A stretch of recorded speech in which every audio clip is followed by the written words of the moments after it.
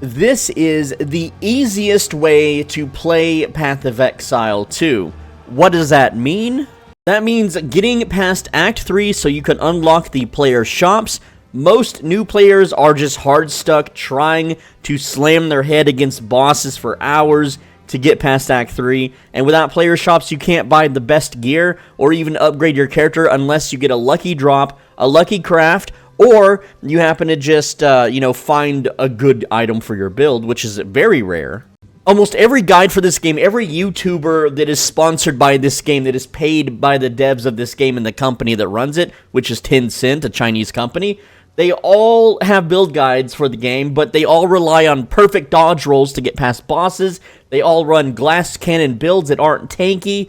And yeah, they clear the game pretty quickly, but they also know what they're doing. A new player is going to die over and over and over, and then they're just going to uninstall. I would know because I've seen it happen endless amounts of times.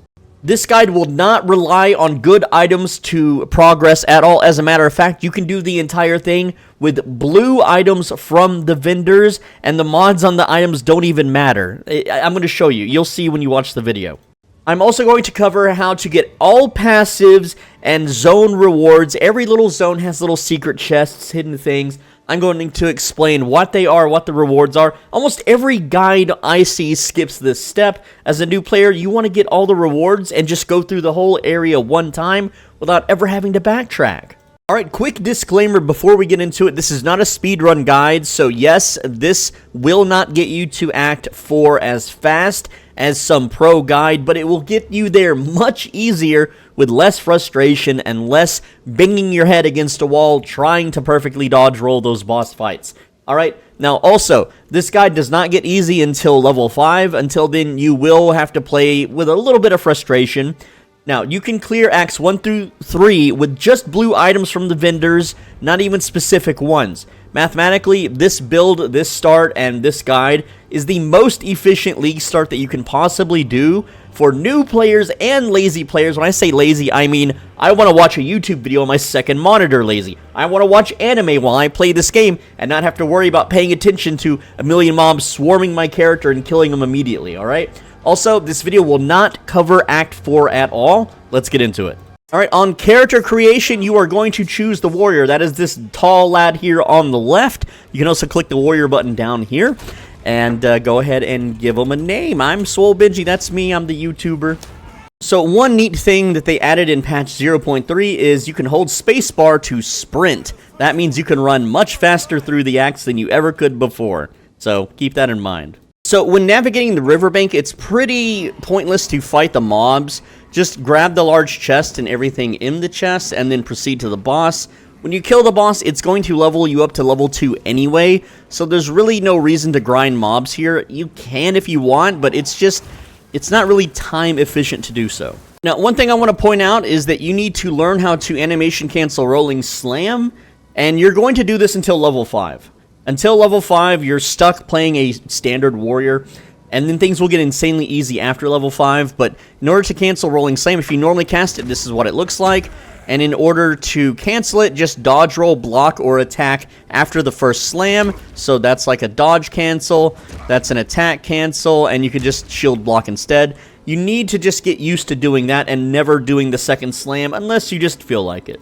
Now, from levels 1 to 4, these are the items you want to prioritize in the vendors and just as an item drop in general. You generally only want to wear these items and nothing else, but if you don't find them, putting on anything is better than being naked. So in this case, I beat the boss. I got a leather vest and hardwood spear. Now what I'm going to do is I'm not going to wear these. I'm actually just going to vendor them. And yes, I've been playing a lot this league. I've played through Acts 1 through 3 about 40 times to make this a video, okay? So I've got a lot of money saved up, but you won't. So you just need to vendor these items. You don't even need to identify them. And buy the items that I have listed on screen from the vendors when they become available. So let's talk about the skill tree, because it's going to be a little hard to follow if I just update you every single level, which I might do anyway. But here is essentially how we're going to be doing it, okay? So starting with the Marauder, you're going to go with the increased melee damage node. So in the game, it looks just like this. You click the plus button or push the P button, and you're going to learn that increased melee damage, and that will allow you to get into town. Otherwise, the town won't let you in until you allocate the skill point.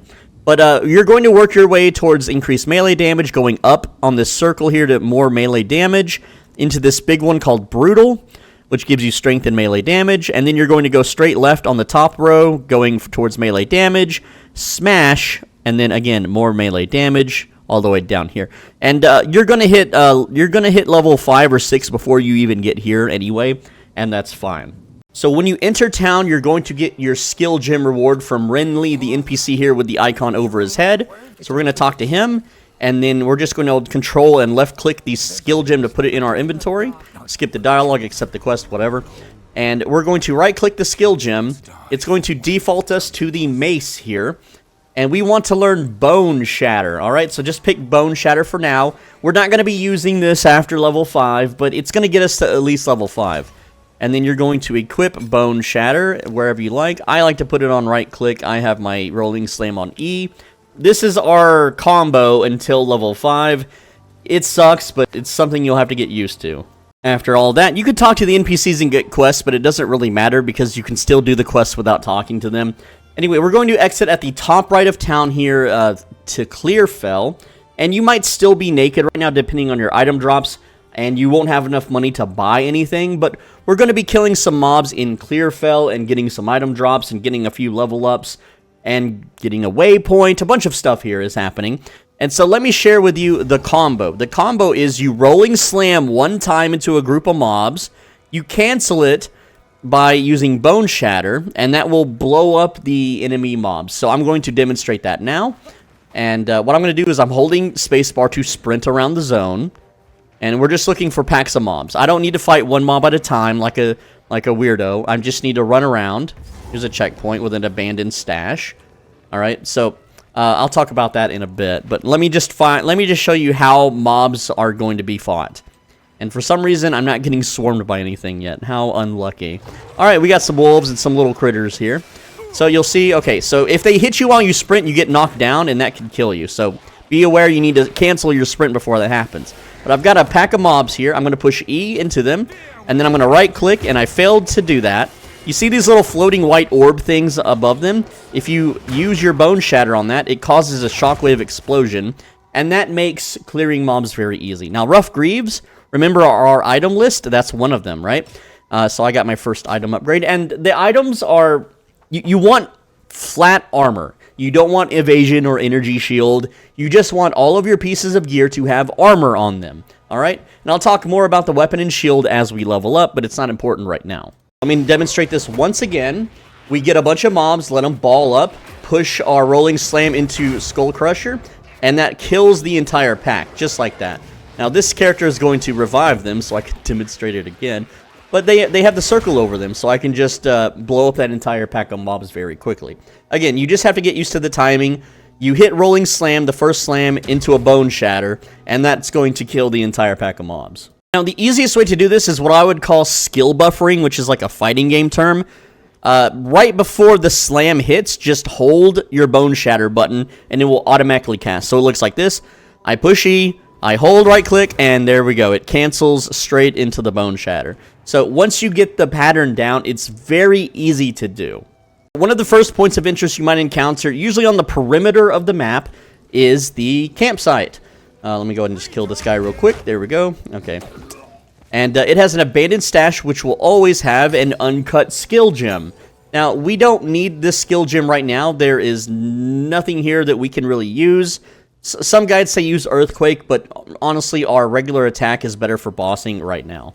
If you really want to use this, you could use it on Ice Nova. You could also use it on Contagion, but what's going to happen is by the time we hit level 5, we're never going to use those spells again, and it's just worthless. So if anything, you could just save the skill gem for whenever you re-roll or make a new character. It's whatever you want to do. Next up is the Waypoint. This allows you to teleport to and from town.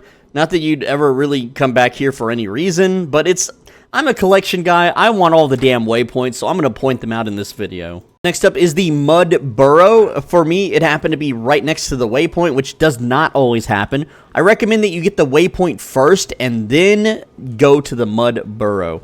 The Mud Burrow is just a simple boss fight zone. Inside the mud burrow, you're going to find a checkpoint, and near that checkpoint will be a hatchery. And you can come over here. It's just a bunch of eggs. You can smash them. They drop some gold. They drop some items. And a few of these mud creatures come out to play. But the items are completely random, so if you get something good, I got quality body armor, so that's nice. So I'm going to definitely put that on. Very cool. Alright, so as I've been killing mobs, I happen to get the full item set that I need. I've got the stocky mitts, the rusted cuirass, I don't know how to say this word, rough greaves, and rusted great helm. So mobs around my level, you can see that the zone level's in the top right of the screen, monster level 3, my character's level 3. When I push the C button to open my character pane, you can see my armor value is at 55%, meaning that I reduce damage by 55%, which massively increases how easy it is to just clear through mobs and get through the zone. The next location will be the Devourer. Now, when you hit another checkpoint, there's going to be probably 2 areas you can walk through. You want to find the area where the mouth of the cave opens up very wide, so that would be this one and not this left path here. Again, the maps are procedurally generated, so every map is different, but once you find a checkpoint and no hatchery, you simply want to look for the big, wide, open-mouthed zone, and there is a boss fight here. Now, you may be thinking, unlike other games, you just spam Rolling Slam and Bone Shatter. No, you use your left-click ability, and you just, well, I face-tank the boss. You should kind of really dodge-roll the poison there. Again, I told you, it's going to be mildly difficult till level 5 when we get our defenses. But until then, you will have to do a little bit of dodge rolling, okay? So, whenever the boss glows red or makes a big rearing attack, push your dodge button. And yes, I died on purpose. So that's a regular slap. That's a big attack. We're going to roll behind them. Think of it like Dark Souls. Always just roll behind the enemies.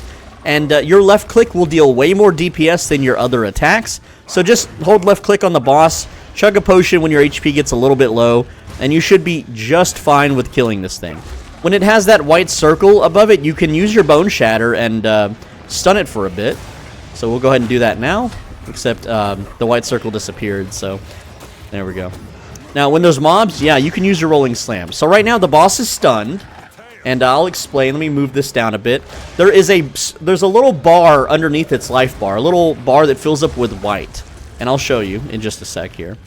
As I attack the mob, let's dodge away from that. You see this little bar starting to fill up underneath it? It's about 20% of the way right now. And as we attack the enemy, when that bar fills up, it will be stunned, and we could beat on it. That's all that is. So there we go. It's pretty simple stuff. And now it's stunned. And now that bar is going to shrink down. And once it fully shrinks down, the boss will be able to act once again. And that's all there is to it. Just left-click down the boss. And for defeating the Devourer, you get a uncut skill gem and a bunch of item drops. Also, the smithing hammer, we'll talk about that. That's at level 4. We're only level 3 right now, but just pick up everything and make sure you're selling what you're not using. After killing the Devourer, there is nothing left to do in here. You could clear the rest of the cave if you want. There's no reason to. It's kind of a waste of time. It's not a good place for loot otherwise. So when you kill the Devourer, you can return to town, talk to Renly, and he will give you a uncut support gem level 1. And I'm going to be saving this until we get our level 5 skills. Also, when selling items, they sell more when they are identified most of the time, especially rares. I don't waste early identify scrolls on blue items because they won't rise that much in value. So I just sell them unidentified. But a rare, you want to identify it so it gets worth more gold and then sell that. And also, socketed and superior items, you do not want to sell these. We unlock a crafting bench later on in Act 1 that we can break these down into a useful item. And once you have some money built up, you want to look into buying a two-handed mace. Right now, that is the Felled Great Club, and you want to pick whatever has the most damage. So you can say, like, gain 5 life per enemy killed. We don't need that. We want damage. We want 45% increased physical damage. This also has quality on it, so I'm going to definitely buy that. And what I'm going to do now is I'm going to push the X button, or you can click this little second socket here. This is your weapon swap, all right? So what you can do is put your Felled Great Club on your second weapon slot, just like that, all right? And there you go. Now we have a good weapon to use against bosses, because beating a boss with this wooden club sucks. It is way faster to kill bosses with our Great Club instead. Now, one thing to note about vendors is every item, you may not notice it because it's very subtle, they have a border around them. So you see this Felled Great Club, there's nothing around the border. But if you look at this Felled Great Club, there's like a blue smoky thing in the corners of the top left and the bottom right. And you'll see this with a bunch of items. That denotes that it's a magical item or a blue quality item. All right. Now, if it has a golden border on the side, kind of looking like this, that means it's a rare item. So whenever you're looking through the vendors, this is a quick way to tell if there's any rares or magical items. Right now, looking at this, I can tell there are no rare items in this tab. So, and vendors, for those that don't know, they refresh every time you level up. Some of the items persist and some of them change. Every 2 levels, they all should change. So just keep that in mind. You want to check the vendors every time you level up. And if you do find a socketed item with a socket or something with superior quality, you want to just put it in your stash tab, okay? Just chunk it in your stash tab and worry about it later. And towards the end of Act 1, we're going to unlock the bench, and we will be able to turn these into valuable items. Now, also, if you do manage to get a Felled Great Club this early, I recommend that you just use it until we hit level 5 and we get our shield skills. One other thing of importance is that if you do have a two-handed weapon, make sure that you rebind your skill to the proper mace strike.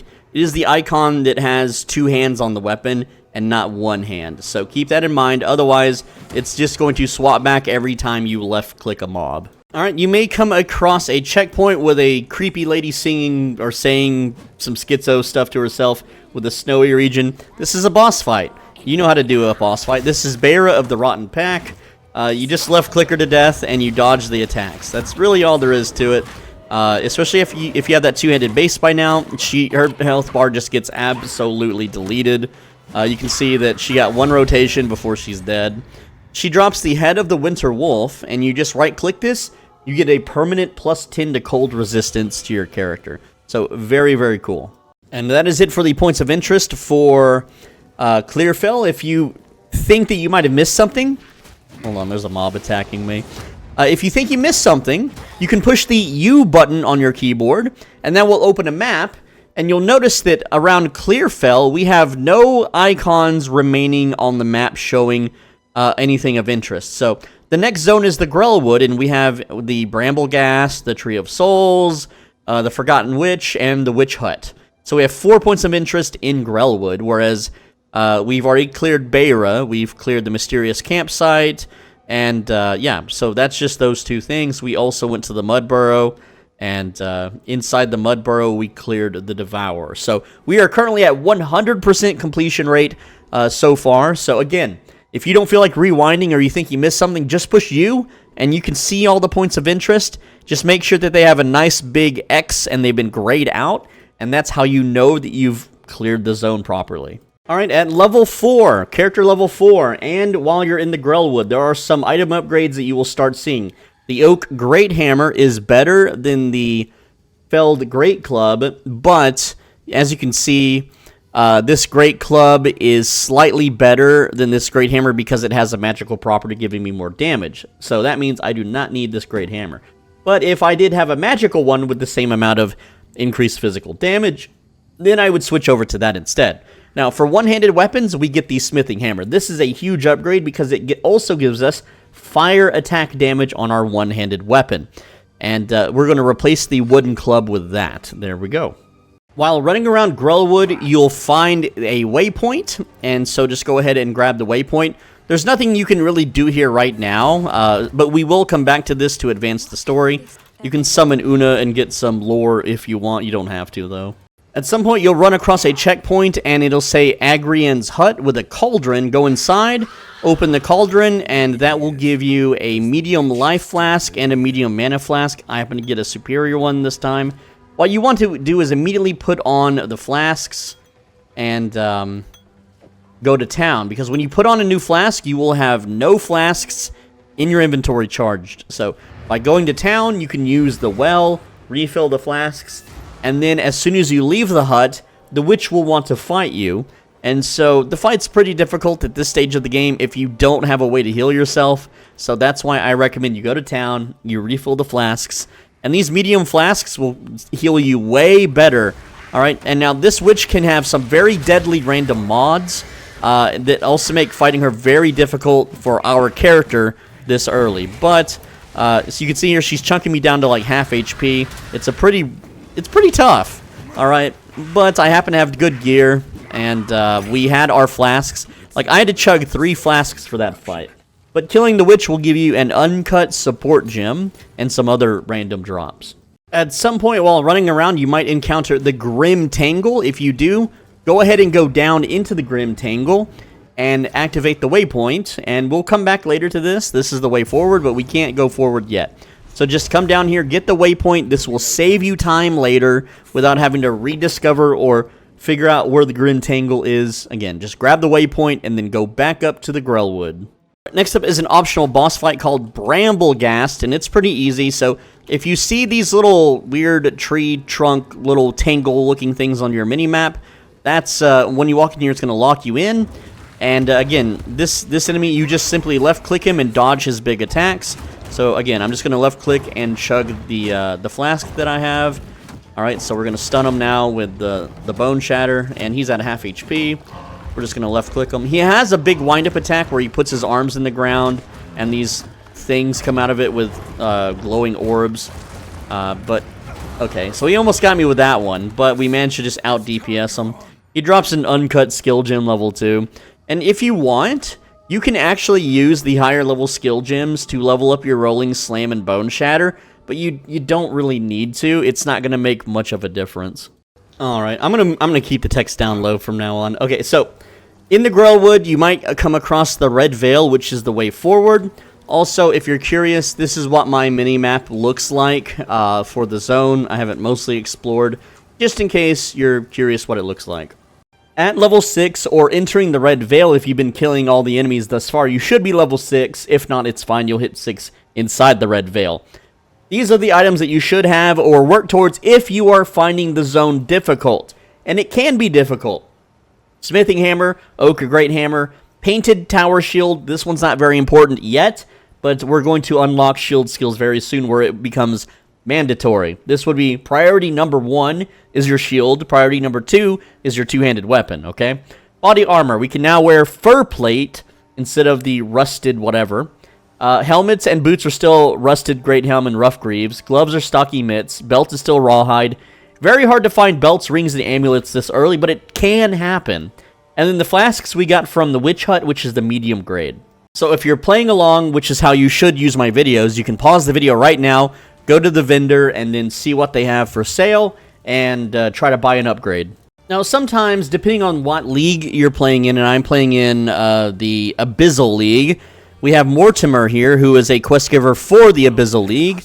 And when you kill a Abyssal thingy, you get a support gem. So I'm going to just throw that away to make the video more in line with other leagues. So the Red Veil can actually be quite difficult, and I would say it's the biggest difficulty spike that this build guide has, at least early on, because we don't have our shield skills or defenses or support gems or anything yet. We're just kind of raw dogging it with Rolling Slam and Bone Shatter. So you're probably going to die a bunch here, and that's fine. Just keep headbutting the enemies until you level up enough or your gear is upgraded enough from the vendor to be able, or until your skill improves, all right? You know, expert players that have played for a while, they can dodge roll properly and then get through this zone fairly quickly. As a brand new player, you will most likely die a bunch doing this, but keep trying and you will get through it. And once you do, I'm going to set you up very defensively so that it doesn't happen ever again. And yes, even with hundreds of hours and all the proper gear that I would have at this stage of the game, even I will still die. I literally got 100 to 0'd by a rare mob over here with a bunch of fire enchantments and crap. It's going to happen. But what happens is when you die, you know, there's no penalty right now. It's going to teleport you back to the next checkpoint, or the previous checkpoint, rather, and it's going to re-roll the enemies and the mods that they have and the danger level. And just, again, keep slamming your head into this until you get through it. It can suck, but it gets better after this. So you might encounter these obelisks of rust, and the first 2 of these are going to summon a large pack of mobs that you just kill. And don't let them swarm you. I like to back off, let them kind of bunch up. I'll do the slam combo, dodge backwards, do the slam combo, which I failed to do there, and dodge backwards. Again, I failed it twice in a row. But again, just dodge roll, do your combo. You'll clear through the pack of mobs pretty easy. And again, it happened again. It's going to happen again. I have 7 years of Path of Exile 1. I know what I'm doing. It's okay to die. Now, I managed to hit level 7 inside the Red Veil here, and I'm going to be able to pick up the Brutal node on the skill tree, which is increasing our stun buildup, making the combo easier, our damage, and our strength, which increases our life by a whopping 20. So, again, things get easier as you slam your head into them. So when you get to the last Obelisk of Rust, you want to make sure there's no enemy mobs running around that might hurt you, damage you, or whatever. Make sure your flasks are mostly full, and then start the boss fight. Now, the easiest way to beat this boss is anytime he rears up for an attack, just roll behind him, and you'll be just fine. That's all there is to it, but if your armor is not up to snuff, he can one-shot you with his attacks. So he reared up for an attack, I managed to tank it. I'm just going to chug a flask. He's in stun range here, so we can beat on him a bit.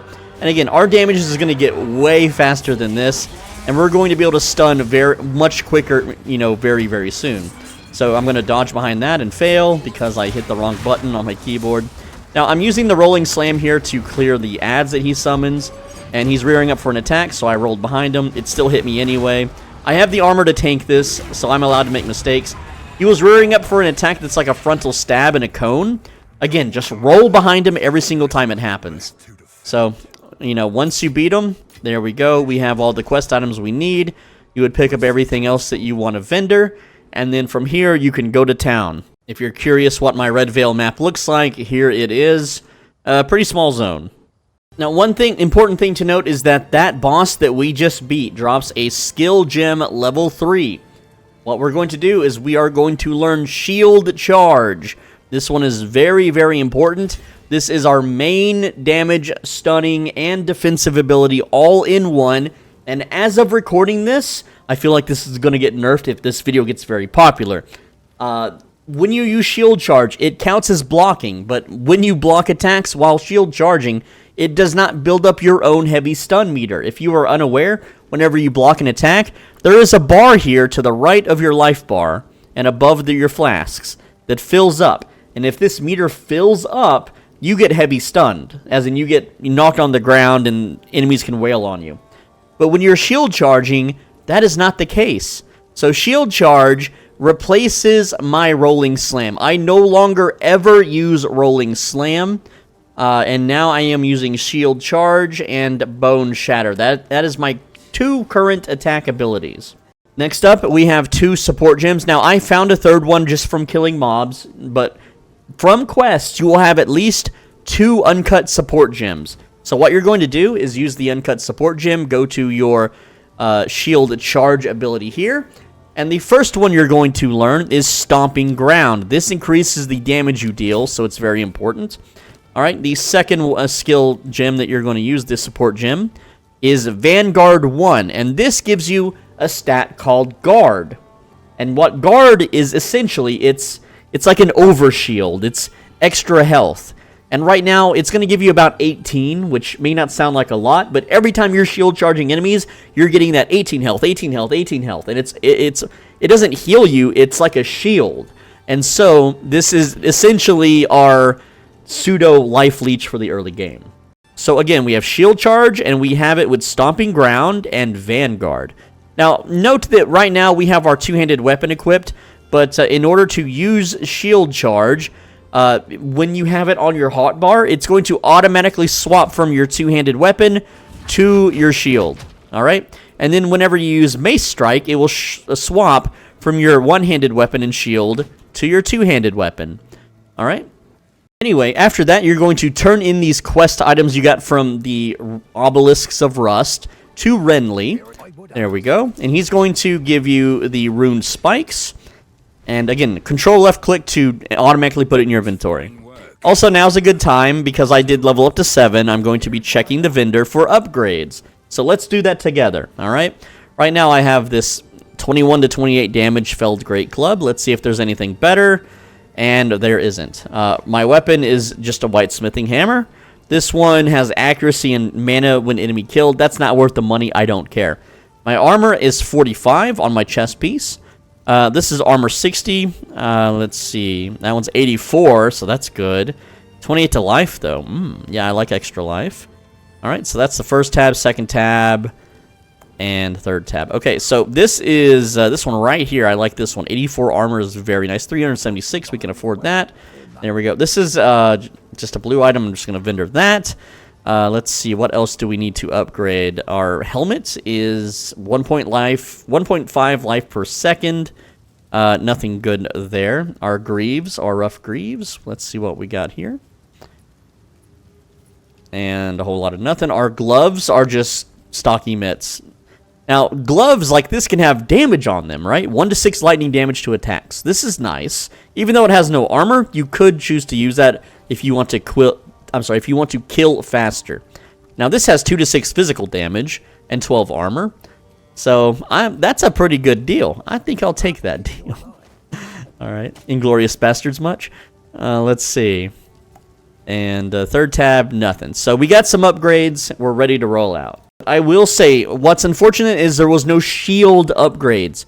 Having the next level of shield, which is the painted tower shield, very important, because our damage is now tied to how much armor our shield has for shield charge. And it scales incredibly well, and you're going to see just how crazy it gets once we find one. Also, as I've been playing, I have superior quality items and things with sockets in them, like this crossbow has 2 sockets, this glove has 1.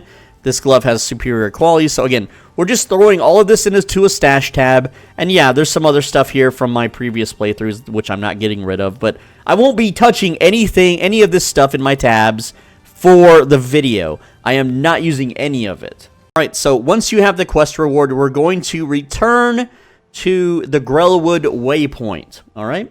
And from there, we're going to summon Una. And as soon as you summon her, you can click on these runic seals on the tree, and you can animation cancel it by rolling if you want to do the quest faster. It doesn't really matter. Or you can sit there and let the whole animation play. It's whatever you want to do, man. There we go. And once you've stabbed the tree with the spikes that we got, we skip some storyline here. So after you skip the storyline, go back to town. There we go. And you're going to talk to Una again. Hello, game, load for me? What the heck? I have to run the game on a weird graphic setting, otherwise I can't record it, and it just lowers my frame rate. I don't know, man. But anyway, we talked to Una, and after talking to Una, we are then going to go to the Grim Tangle, alright? And at this point, if you are still using Rolling Slam and Bone Shatter in this part of the game, it's going to be painful. You're going to be constantly dying to mobs. It sucks. This is another difficulty spike. However, we have shield charge, and this is going to make the zones and the rest of the game very easy, and it only gets easier from here. So all you have to do, and look, perfect example, we have some tough enemies. You just shield charge into them. Look at that, I have 15 guards, so that's 15 HP. And then we just when you shield charge, it might already heavy stun someone. If so, that's fine. If not, then you can follow up with a Bone Shatter if you want, but you deal so much damage with your shield charge, even at point blank range, that you can just keep doing it. And I was looking to see if that's an upgrade. Yeah, it's a pretty good upgrade. I'll go ahead and put that on. But again, you just shield charge into everything and everything dies. And everything in front of you, you're going to block. So you just mash your life flask. If the heat gets pretty hot, like I'm getting hit by a lot of mobs here, you just roll away, heal up, and then re-shield charge back in. And things just got so much easier for us here. And again, I'm taking a lot of hits, but without the shield charge absorbing a lot of it with our block chance, it would get pretty dicey. Also note that every single time I'm hitting these enemies, I'm getting more of those guard points back, which is absorbing more damage. And later on, this is going to build endurance charges and a whole lot of other stuff, and we're going to be doing a whole lot of damage. So, again, I just cleared a bunch of difficult mobs pretty easily and near effortlessly, whereas Without it, I would be taking way, way more hits. All right. Ooh, another skill gem level 3, but technically you wouldn't have that yet, so we're gonna wait. Also found a fur plate, which is not currently better than what I have on, unfortunately. There we go. Anyway, you're gonna clear through the Grim Tangle here. I still have Return to Grelwood on the screen, my bad, guys. But you're gonna clear through the Grim Tangle until you find a boss fight or the next zone. I'll talk about it. So I just hit level 8 down here in the Grim Tangle. And I'm going to go to town and immediately look for a shield upgrade. Every single time I level up, I am going to town. I am looking for that shield upgrade. Every time, you know, I kill enemies, I'm looking for that painted tower shield. Now, I did find a blue splintered tower shield. That's not what I want. I can see it right now in the buy tab. There it is, a thorny painted tower shield of reinforced skin. So, I don't care about Thorn's damage or stun threshold, but this has 29 armor versus this shield's 18. You may be thinking, who cares about 11 armor? The armor on your shield is a huge damage scaler to how much your shield charge does. So, it's very important to upgrade. And you can look at other shields. Like, this one has 23 armor and gives you dexterity. That's not bad. But it's not, you know, optimal, right? So, again, this is 333 gold, absolutely worth it, and I can sell this for 165, this for 20, this for 18, this for 12, and, again, every single time there's a shield upgrade, you need to prioritize this, absolutely. It will make things so much easier, because the more damage that you're dealing, you also earn more tankiness. It's just how it works. But another thing, too, is that the damage of your main hand somewhat affects some of the damage of your shield charge. So you want to also look for a nice one-handed weapon. Now I have the smithing hammer, which is fine for now, but this one here gives me 4 to 6 extra cold damage and plus 8 to strength, so that's pretty good. The best thing you can get right now, besides just raw damage on your one-handed weapon, is plus levels to melee skills, which is a pretty good amount of damage increase as well. Right now, at our level, we can get a +1 level on a one-hander. But, you know, it's not priority. It's nice if you have it, but you don't need it. While walking around the Grim Tangle, which I forgot to put a space in Grim and Tangle, you might encounter the Den of the Druid here. It's important that you get the checkpoint before you fight him in case you die. That way you don't have to wander all the way back. So just wander around the outskirts. And there should be multiple entrances to his little boss fight area. And again, get that checkpoint first. There it is. And then now we can fight the boss without worry. And yes, I know as of patch 0.2 that if you encounter a boss fight and you die, it automatically gets you the checkpoint. However, sometimes it doesn't. And I don't like to take chances. So this boss fight, and I'm standing in the poison, is mostly straightforward. You simply just attack him over and over again. You can use your shield charge to build heavy stun on him and then attack him with your left click. You'll need to dodge his big... anytime he pulls his staff out and points it at you, that's when you need to dodge or walk away. And at some point, he's going to summon a giant stone boulder from the middle. And when he does that, then you just run away until he throws the boulder. He will miss. And once he misses, you can continue attacking. You should have the armor to withstand his... vine whips here, and so no need to stop attacking. Also, you can run through the poison if you want. There's the rock, and he glitched out and he never threw the rock, I guess. Okay, cool. But again, we've heavy stunned him twice in this fight, and when he's heavy stunned, we just left click him. And if you want to finish him off, you just left click him. But that gives us another uncut support gem. Alright, after you've killed the druid, there's really nothing else left to do inside the Grim Tangle. You can kill mobs if you want, but there's no reason to. We're about to get to a very good farm spot, and that's why I haven't had you grind or do any kind of, like, treasure hunts or anything. So again, we're just going to go to the Cemetery of the Eternals, and as soon as you zone in here, you'll have gotten the waypoint, and there's 3 things of note in this zone. I'll show you. Just start wandering around killing mobs, and I'll point out the notables. Alright, the first one is the Mausoleum of the Praetor, and if you find this, go ahead and enter it. And again, we're just going to grab the waypoint and then leave, because there's a few other things we want to do before we go down here and muck around, okay? So again, I don't know why I have such long load times, it's whatever. But again, we're just grabbing that waypoint, and then we're immediately leaving, and we'll come back in a little bit. Next up is the Tomb of the Consort. Again, just enter the Tomb of the Consort, grab the waypoint, and then leave for now, and we'll come back to this in just a little bit. Alright, now, at some point you're going to encounter a checkpoint that looks like this, and it's got like some random graves. When you walk over to the end of them, there will be a sarcophagus that you can open with a random ring. It's always random. You want iron. It looks like I got the iron ring, but it will give you a random ring. It could be a ring for elemental resistance. Whatever you get, you know, sapphire would be good because the boss upcoming will be cold related, but iron ring is generally what we want, so there you go. And no, you can't reset the zone and get more rings. It's a one-time reward. Alright, so after that, we want to go to the Tomb of the Consort first. And the reason we want to do this one is because we will get flask upgrades when we beat the boss. So just make your way through the Tomb of the Consort, killing mobs, and working your way towards the next checkpoint. While down here, I did get a level up, and I'm able to learn Smash, and this is a massive, massive damage increase. 20% increased melee damage, and 40% against heavy stunned enemies. And that means every time we shield charge an enemy and they get knocked on their ass, that's a heavy stun. So when we're fighting bosses and they're heavy stunned, this is a 40% damage increase. We are going to be able to kill bosses faster than ever before. And yeah, things just melt. Alright, so in the Tomb of the Consort, you'll come across the Haunted Treasure. This can be a tough fight, but our character is built for this. So again, there's going to be a treasure chest with a ghost haunting it.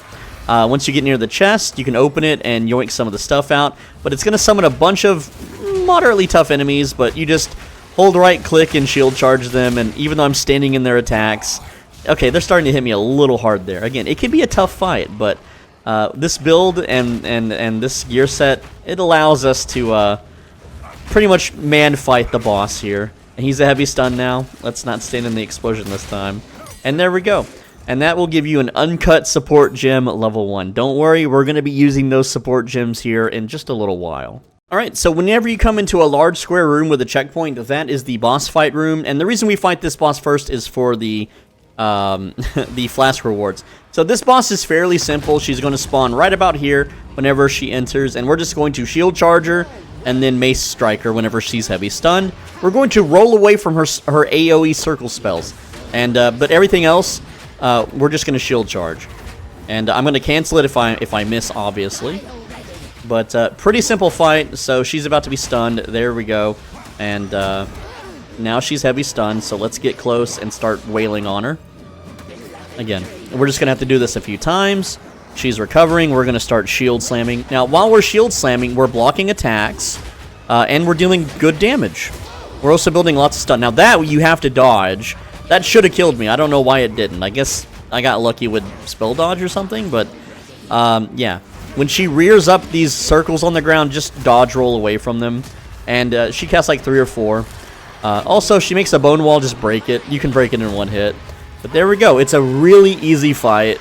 You know, she used to always drop a flask charge, and now she doesn't. Cool. Thanks, Patch. I swear she used to always do that. Anyway, that's the first boss down, and we're going to go to town and try to buy a flask upgrade. And if we can't, there's another way to get one. But it's very important that we upgrade our life flask from medium to the next quality, which is called greater. And we need to be level 10 for greater. I'm level 9, so maybe that's why. But we're going to go to Una. Una sells the flasks, by the way. And yeah, she does not have one right now. Alright, so the Mausoleum of the Praetor is next. We got the waypoint earlier, so you just teleport there from town. Pretty simple stuff. Now, this is the first real... this is going to be a grind for money and levels, but we're strong enough to mostly take on the boss. However, I recommend that you not fight the boss until you're at least level 10. And I'm going to teach you how to use this zone. This is a great leveling zone, but it's also one of the better early moneymaker and item acquisition zones. And what you're going to do is try to pick, once you're here, you're going to choose the wall that is connected to the checkpoint little thing here, and you're going to follow it. So pretend that you're in a maze and you put your hand on the wall and just follow along whichever direction, okay? That's what you're going to do, and you're just going to follow that wall until you get to a hidden treasury room, and I'm going to show you what that looks like. So you're going to find a checkpoint in a room that looks like this, and you'll see Forgotten Riches on your mini-map. So there's a button on one of these little panels, or a switch. You just click the switch. That's going to open this little hidden stairway, and down here is a lot of starter gold and a golden chest 90% of the time. There is a few tiles that I guess the devs forgot to add the golden chest, but there will almost always be a golden chest here, which means there will always be a rare item inside, and there you go. So you take the rare item, you identify it, you go back to town, and you sell it, and this one's double resist, high evasion. Like, if I was an evasion character, that would be a nice drop. But I'm not, so it's useless. But anyway, you take it to town, and you just sell it for gold. There you go. And then what you do is you go back to your waypoint. You go back to the Mausoleum of the Praetor.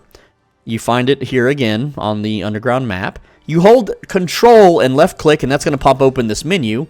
And what that's going to do, we're going to click New.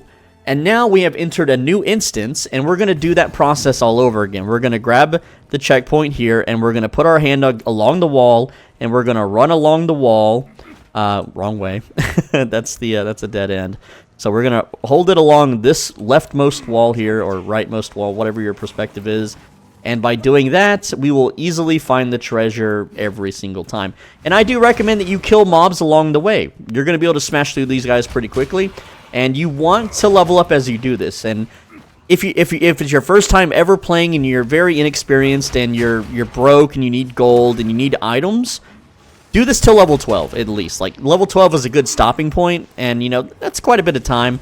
But you're bound to find some good drops just killing the mobs anyway. And so again, just keep at it. Just keep doing it. So in this case, you can see I followed the wall and it took me to the boss fight room, which I don't want to do yet. So all I have to do now is go back to the checkpoint and choose the opposite wall and follow that one. So again, the one nearest the checkpoint, most tiles will take you to the treasure room quickly. However, they don't always do that. And again, we're just going to put our hand on the wall and follow along. And you can see that sometimes it's pretty close. In this case, this was also the wrong way. So it's always going to be like on the perimeter, by the way. So again, just follow along the perimeter, and you don't have to fight every mob, pack that you come across, but I do recommend that you at least kill some, because you want to be leveling while you do this. There we go, and as long as I follow along this way, we should run into it. There it is.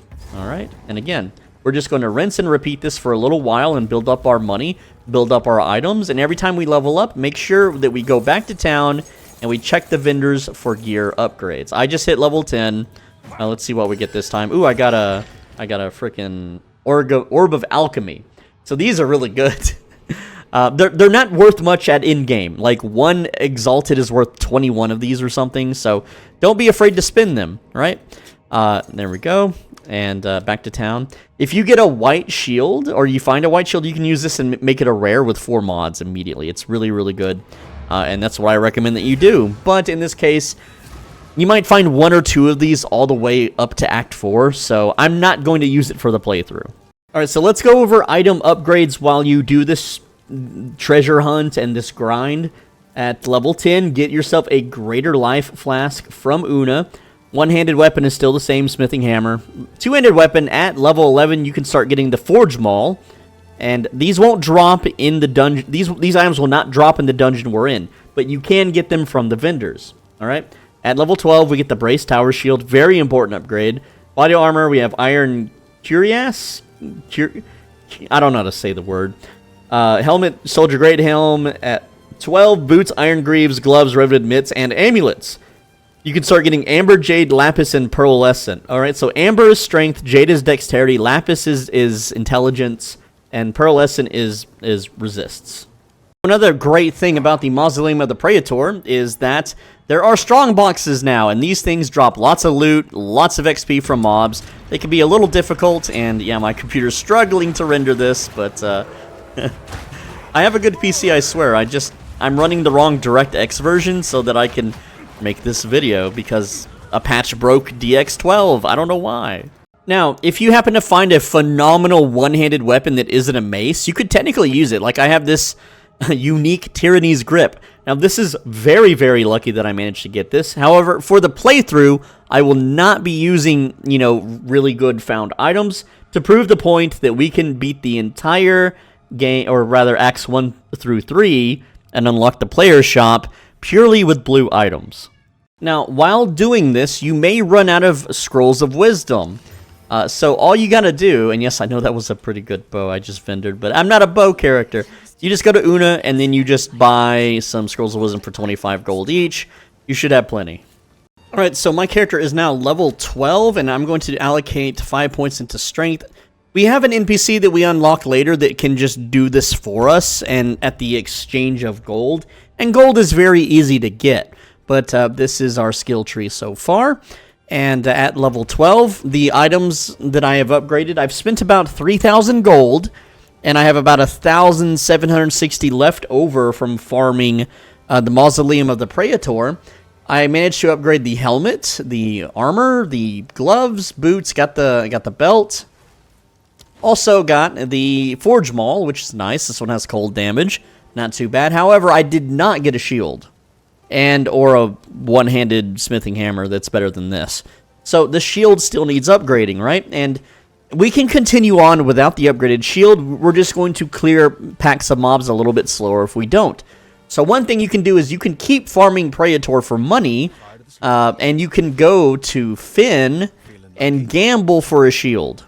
All right? Just find the big random shield, and you can spend money on this. I'm going to go ahead and roll the dice and spend some. And I look what I got. So, yeah, pretty good roll on this one. Streamer luck much? But yeah, we got the Brace Tower Shield, and that is a massive, massive upgrade. Now, again, we can beat the entire campaign with just blue items, okay? And, yeah, so... again, this is very tempting to use, though, because it has increased armor, it's got live strength, double resists... This is a beaut. This is an absolute beaut. But let me try to show you the damage difference between the two shields. How about I do that? Just so you can see just how good of a good shield does, and why using a crappy shield isn't really ideal. So let's find a pack of mobs, and I have the crappy shield on. Again, this shield is only 29 armor, okay? Only 29 armor. Let's find a pack of mobs. There's some skeleton bros. We're going to roll into the middle of them and then shield charge. Boom. So they're mostly dead. Maybe something stronger. How about skeleton mages? Okay, they're also being one-shotted right now. But, oh, man. But with the big shield, okay, how about this group of mobs, right? We get in the middle of them, we shield slam. They're almost all dead. Okay, now we put on the big boy shield. And let's find another pack of mobs to just mow over. I think this dungeon's mostly cleared. Alright, we got ourselves some mobs here, and yeah, they're they're getting 1 to 2 tapped with the better shield. Let's see if we can find something tougher. They can tank a few more hits. Nope, okay. Now, you could attempt to go by the tooltip DPS here, but, you know, 14 to 18, you may be thinking, oh, it's only 4 damage.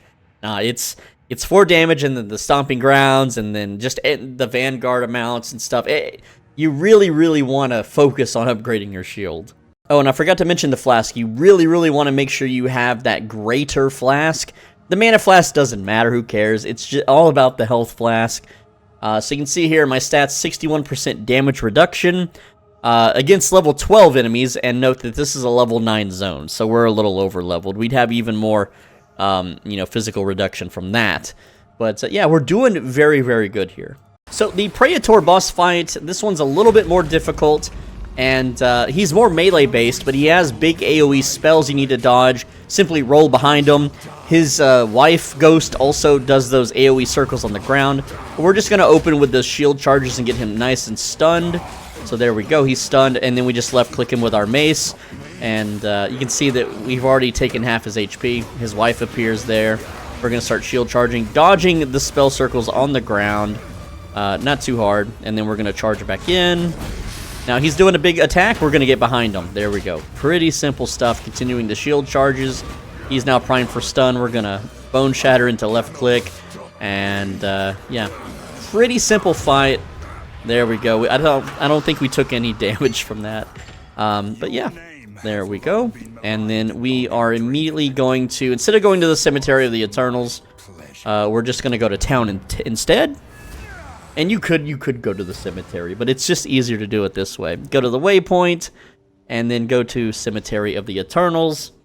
And we're going to not even talk to the Lachlan the Lost. We're just going to run in here and prep the next boss fight. Alright. I don't know, I thought his speech was pretty cool. So, anyway, we have the Lachlan of the Endless Lament, and same thing. When he rears up a big attack, roll to his side and not behind him. But this is more of a stat check boss. We can face tank everything he throws at us. We have so much armor and health and defense. And you can even shield charge his big swings because they're physical. So you can technically block them. So, like, here's a big spell attack. And this will drain your HP if you stand in the ground here. But again, here's his big attack. Again, we could face tank it and just chug a potion. And there we go. But normally, in most playthroughs, if you're following the standard Mobalytics streamer guides that tells you, oh yeah, just go lightning arrow build. You know what you have to do? You have to kite this guy around this damn thing, shooting a bajillion arrows and repositioning them and running around and, oh, lightning spire, lightning rod, lightning arrow, and then he one-taps you, and then you have to start it all over again, and you do this for like 10 minutes if you're brand new to the game, trying to follow one of those guides, right? Also, man, I got a rare Forge Maul. Look at that. That could be a huge upgrade. Oh, boy. Now, after doing the boss, immediately run down here to Hunting Grounds. Don't go back to town, because there's a waypoint to grab, okay? So, there's a lot to do in this zone, too. So, we're going to go ahead and grab that waypoint. And after beating the cemetery boss and going to town, you can now get the Hooded One as an NPC in town. You can talk to him. He will identify items for free. And if you ever need to refund your passives, like, for instance, let's say you find a piece of gear that requires dexterity or whatever. Well, what you can do is you can talk to him, go to refund passive, and remember how we allocated strength here? You can pay 128 gold, very cheap, and change this into intelligence or dexterity to match whatever gear you might have found. Now, looks like our upgrade is very good. This is 54 to 73 damage versus the one we got from the vendor for 29 to 39. Massive, massive damage increase. And if you're following this guide, you should absolutely use this as your weapon, okay? Don't just wear blue items as some sort of challenge or anything. But, yeah, so that's pretty nice. And if you're curious, tooltip DPS on Mace Strike is 213 with the rare, and without it, it is 132. So that is a massive, massive jump in damage that you should take advantage of if you get lucky and find a good weapon. There is a lot to do in Hunting Ground, and this is a difficulty spike zone. However, if you followed the guide thus far, everything should be peachy clean, super easy. We have Delwyn here. He's going to teach you how to do the wisp hunts. You just follow the ghost, and then it's going to possess a rare monster. You kill it for a rare drop, and that's pretty much all there is to that. Looks like there's one right here, and we're just going to left-click it and kill it. Look at that. We've already stunned it. And I'm going to do some shield charges because there's an ad on me. But yeah, again, this thing is pretty much dead. And there you go. That's all there is to that. A very simple system. So one point of interest you might run into once you see a checkpoint is the Dryadic Ritual. And I got a pretty tough spawn here. It's a randomly spawned rare mob that spawns in this circle right here that looks like this. Let me just kill these guys real quick. And again, it's just a rare mob that you just have to kill. And so we're just going to, again, shield slam it until it's stunned, and then left-click it, and it's dead in 3 hits. And that gives you an uncut support gem level 1. All right, I know you're dying to use these support gems. We're going to put some stuff, we're going to put them to use in just a little while. While exploring the perimeter, you might run into Freythorn, and so, if you do, go ahead and grab the Freythorn waypoint, but you don't want to do this just yet. And we got the checkpoint there, and then just run just a little bit more ahead, and then there's the waypoint. We're going to come back here. This is going to give us a spirit upgrade, which is like a passive ability that will always be active, kind of, sort of. We'll get more into that later, though, but just get the waypoint for now. Now, if you encounter a checkpoint with like a big wooded kind of arena-looking thing, and it says the Great Hunt at the top, this is the Crowbell boss fight. Doing this will give us 2 passive skill points for our skill tree. So all you gotta do, shields, just like every boss, shield slam them until you stun them. It's really simple. There we go, he's now stunned, and then we just left click him. Now what's gonna happen is, you'll notice that you're not really hitting him anymore. So this means that he's going to retreat into the next phase. So you can kind of hit him while he does this, if you want some chip damage. But it's not really that much. Anyway, so there's 3 phases to the fight. This is the second phase. And again, the same thing. We're just going to shield slam him until we stun him. We can, if he gets close to the stun threshold, we can use the bone breaker thing. What's it called? Bone shatter. There we go. And again, just left click him. He's going to grab a bell off the side of the wall. And then he's, normally he would fight you here with the bell, I believe. But right now he's moving to the 3rd arena. So again, you can just kind of walk along with him. You can also kind of tag him a little bit if you want. I'm curious if a max level character can one-tap him or not and bug out the encounter. But he's going to start slamming his bell, which you could dodge, or you could just shield slam, because shield slam blocks attacks. And we're very tanky anyway, and that's the crow bell. Very easy fight. Now, he gives the uncut skill gem level 3, which is really nice, because we're going to use that right now. And you might, here's the thing. If you've been grinding like I've told you, you probably got some. I mean, I've got 1, 2, 3, 4. And one of them was from the crow bell. So you're most likely you have more than one, but it's okay if you don't. But at this point, everyone should have at least one of them, regardless of your luck. And what you're going to do is we're going to learn Infernal Cry. Now, this is a temporary skill. We're going to be trading this out later for Fortifying Cry, way later. But right now, this thing really, really helps us clear mob packs. And so go ahead and put that bad boy on. I like to put it on my R button. And we're going to supplement that with some support gems now. Now, if you click your support gem and click Infernal Cry, you're going to get Batter Shout and Tireless. Go ahead and put on Batter Shout. We can't use this just yet, but go ahead and put it on. All right.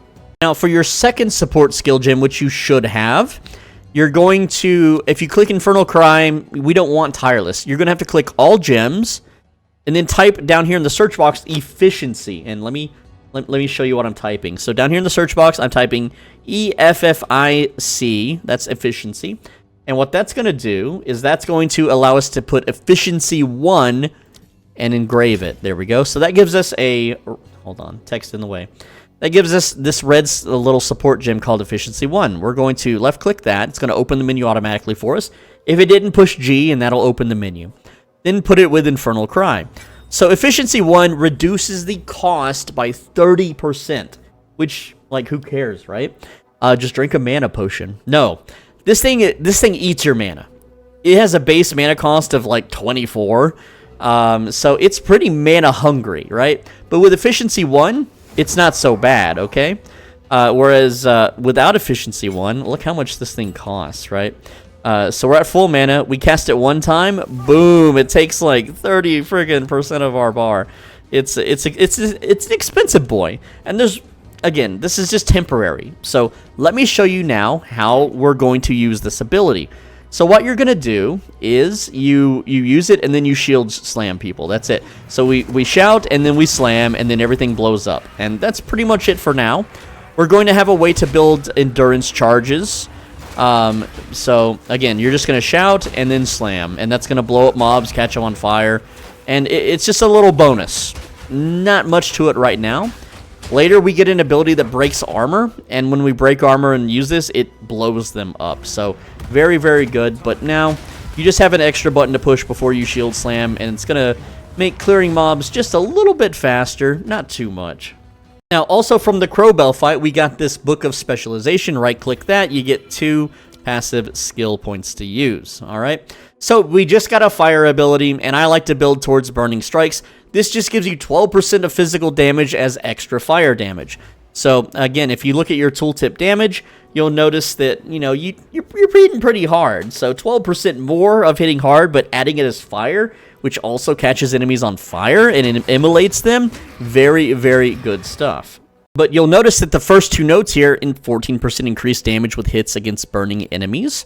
We get 2 of those because we just got the book, and we just got the skill that burns enemies. And we're going to get another one pretty soon that also burns enemies. So this is 28% increased damage, and then we get another flat 12% physical as extra fire damage coming up on our next level up. And hey, I'm 2 bars away from a level. I'm almost level 13. Things are looking up. While you wander around, you may also encounter the Ogum farmlands, and this is technically the way forward. And so we're going to go ahead and go to the farmlands and collect the waypoint, but we're not going to clear the farmlands just yet. So again, just enter, grab the waypoint, and then we're going to mosey on over to the Faithorn. I wish this would load faster so I can make my video a little more snappy. But yeah, Freythorn, that's where we're headed to next. Now, a lot of guides will tell you to come back to this area later. However, the upgrade is damn well worth it to do it now, making the rest of the game very, very easy, because it's going to give us one of the most powerful, highest damage abilities for our shield. That's right. We're going to get a shield ability. Awesome, right? But if you followed the guide this far and did the proper grind, you should be around level 12 to 13. Like, this will ding me 13. As soon as I kill this guy, there we go, I'm 13. And, yeah. So, as you ride around, or roll around the zone, you know, rolling around with your shield charge, you're going to encounter these ritual altars. You have to clear 3 of these, and then there is a boss altar, and then that will start a boss fight. So when you use an altar, it's just going to summon a bunch of random enemies, and as long as you just sit here and shield charge, you're going to absorb all the damage, and nothing's going to really hurt you, and everything's going to explode and die. And yes, I know I'm not using my infernal shout, whatever it's called. Infernal Cry. Why isn't it called Shout? I don't know. Hey, an iron ring. That's an upgrade. Where'd the ring grow? Alright, 1 to 4 physical. Awesome stuff. So there we go. You can talk to Finn for some storyline if you want. You don't have to talk to him. But just roam around the zone clearing these altars. So the Freythorn boss is very, very simple. All you do is shield charge him, and he does a staff slam, which you can easily tank. He's going to try to get some distance from you for a little bit. So just cancel your shield charge, if that's the case. And again, just give him the old heavy stun. He will transform at a certain point. Here, let's heavy stun him there. Or, no, he's still teleporting. Okay, there's the heavy stun. He's on the ground, rolling around. Just bash him with your hammer. He's going to then transform into a monster. And then you just repeat the same process. It's real simple. Just shield slam him until he's on the ground and then beat him up. There's nothing that one-shots. There's no big threat. Now, of course, this boss way later on, when fought on maps, can be devastating, especially that attack. But right now, like, I can just stand in it. It's no problem. I don't even have chaos resists or anything of the sort. And, yeah. And then again, we're just going to shield charge. I didn't mean to shield charge away, but it kind of worked out. You know, this spell is defensive regardless. He will summon staffs, little, like, totems around you. You can break the totems if you want. You don't need to. So there we go. We got another stun on him. And again, we just left click him and he dies. It's a face tank. It's a like a, what is it? A tank and spank. That's the word I'm looking for. Anyway, he drops a gem blood skull that gives you 30 maximum spirit, which is a passive resource that will hover over your mana bar. And he also gives you the uncut spirit gem level 4. Right-clicking that gives you the choice of a bunch of stuff. And yes, you can use abilities from other classes if you have the stats for them. But I'm going to tell you right now, the absolute best thing that deals the most damage is Magma Barrier. And this gives you increased block chance. It sprays magma every 8 seconds when you block, and when you're shield charging, you're always blocking, okay? This also hits for about 300 DPS without anything on your talent tree. It's very, very powerful, and we're going to put that in immediately. And to use it, well, first we need to switch to our one-handed, set here. And then we right-click to activate it. So when we switch off of it, it won't be active, and when we switch back, it will be active once again. So there we go. And what that does is you're gonna see an icon here. Let me switch off and switch on. This icon in the top left will light up when it's ready. And now whenever we block, Magma Spray is going to hit very, very hard here. Right now it says that the average damage is 209. It's 250. And again, this thing scales up like crazy. So again, we're going to be hitting for 200 damage every time we block in a big frontal AoE cone in front of us. And I forgot to mention, That's Magma Barrier here. Also gives us Endurance Charges whenever it explodes. And Endurance Charges can let us cast Infernal Cry without it being on cooldown, but also Endurance Charges make you tankier and increase your defense and your overall damage reduction. Very good stuff. After beating the boss, click the ritual rewards. This is always random. You get some random tribute points that you can spend on. I recommend that you always buy whatever kind of orb there might be. But in this case, this is a level 4 uncut skill gem. That's pretty good. But so is this armor or scrap. The items here are usually trash. I'm actually going to take that. Why not? Just to have one. And with that, you can start leveling shield charge. Again, this will give you just more damage. Very, very good. Now, once you return to town, Finn, the guy that you gamble with, will give you a reward. I recommend you pick the Sapphire Charm because the boss fight in Act 1 is ice-based, and this will definitely help. If you have a belt, you can then put this on your charm slot, which is below your belt. And so whenever we take cold damage, it will increase our cold resistance. And later you can get one that when you're frozen or slowed from ice, it will thaw you out. So that's very, very useful. But until then, this is all we got. Back at the hunting grounds, because I forgot, there is a ritual altar which you can activate and kill mobs. And again, there's nothing really good for doing this, but it is part of the, you know, if you want 100% completion of every act, or every little secret thing to do in the acts, then again, I figured I'd include it in the video here. And it also gives the uncut skill gem level 4, so again, normally I wouldn't allocate one of these, but I managed to get this from the other altar, so it's fine. But in this case, I won't use it. But if you want, if you happen to get 2, you can throw it on the Infernal Cry. So the Ogum farmlands is next. There's 2 things to do here. There is the Una's Hut for 2 skill points, and then there's a crop circle, which is just a bunch of mobs and a rare. So generally, this zone is very open-ended and wide, and what I end up doing, because it's a very big zone, and the mobs aren't really the greatest to grind on, there's not a whole lot here. I mostly run through the entire zone and skip the mobs. I almost never fight here. I just skip it. But I do want to point out that it is a level 12 zone, so if you did not do the grind, where you got your items already, everything from that item list can drop in this zone. So you can get, yes, I am wearing the rare Forge Maul. You can get the Iron Curious, the Soldier Great Helm, Iron Greaves, Riveted Mitts, the Forge Maul. All that stuff drops in this zone. So you might get lucky, you might not. All right, so Una's home looks like this. There's a checkpoint next to it. And all you got to do is go into the house and then loot the loot. I know, right? Didn't mean to do that. That's just how it happened. I don't script these videos or anything. That was all natural, right? So once you have the loot, you go to town. You go to Una, or is it Yuna? You know, like Final Fantasy Yuna. I don't know. Whatever. And then we talk to her, and then we get a book of specialization, and that is 2 skill points. Yippee! So crop circle, you just walk into the middle of it, a bunch of dogs will rush you. Well, lucky for us, even though they hit really freaking hard, and everyone else would have died to that, we can easily tank all of that and get the uncut skill gem level 4. And now you can put that sucker into your Infernal Cry. There you go.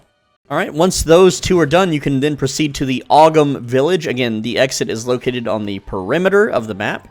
And as soon as you enter the Ogum village, it's all on fire. Aw, boo-hoo. And, yeah, there's a waypoint right here.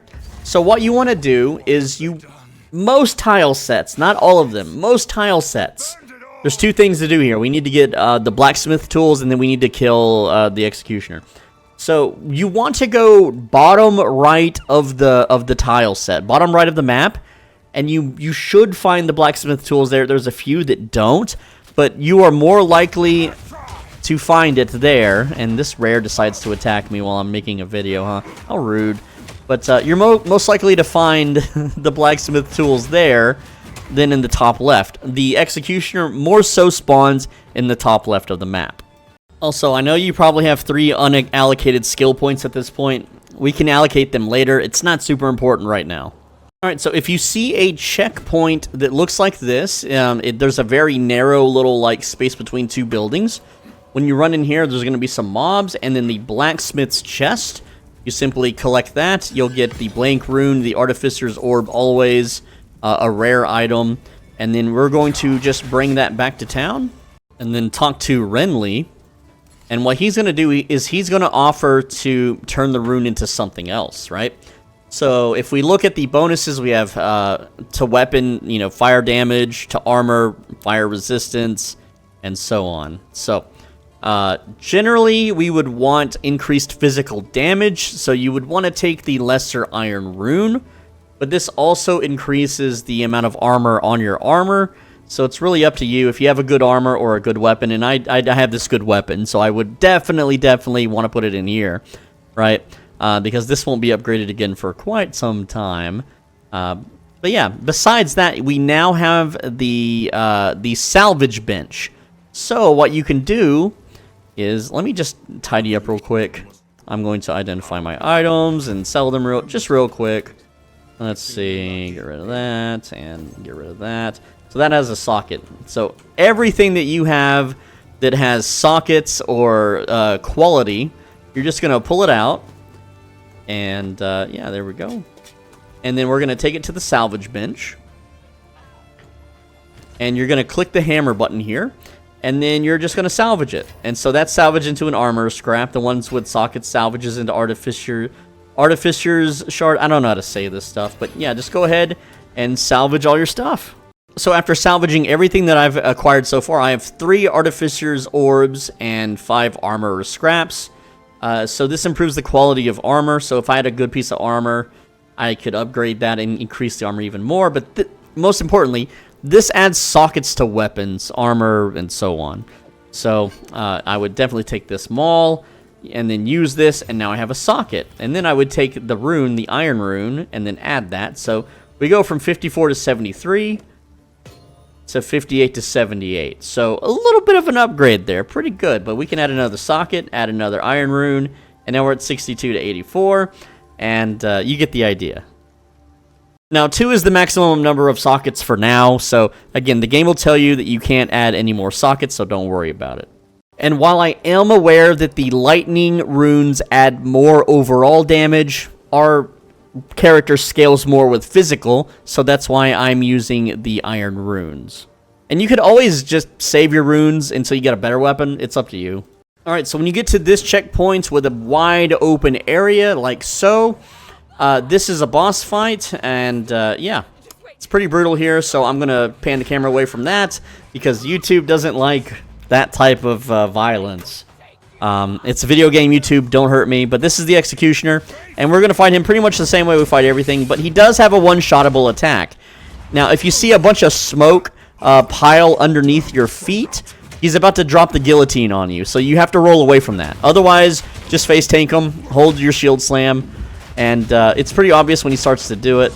And that's a big slam. It's gonna hurt, but we can tank it just fine. We took no damage from that, and that's because we were right next to him. But he does, again, he will drop a guillotine from the sky. You have to roll away from that, or it one-shots you. Yeah, and there we go. Now he drops an uncut support gem, level 1. Finally, we've been, you know, holding on to we've been wanting one of those. Also, after the fight, all his minions rush the field, which is just really nice for XP farming. So, yeah, there you go. And there used to be an exploit. Well, not really an exploit. It was more like a clever way to level up quickly, and I don't think they'll ever bring it back. But once you zoned out of the area, you could reset the zone and enter from the back door. Immediately fight him again, get some drops, kill all the mobs, and rinse and repeat. But once you kill the boss, you want to come over here and free this NPC. I forget her name, whatever, but she has a nice reward for us, so we definitely want to free her. Latus? Whatever. Anyway, we're going to go ahead and go to the Manor Rampart parts and get the waypoint. But yeah, you used to be able to just make a new instance from this door. Like, you used to be able to go back down and just farm XP super fast and get lots of drops. And of course they fixed it. Of course they did. So yeah, no fun allowed. But anyway, head back to town, and we get a very powerful new skill. That's right, we're getting a new skill. Just in time to use that support gem we earned, right? So talk to Latis or whatever. She's going to give you the uncut skill gem level 5. And we're going to learn Resonating Shield. Go ahead and learn that bad boy. Don't worry about the other choices. This one's the best one, okay? I like to put this one on my middle mouse button, which I have rebound to my side mouse button.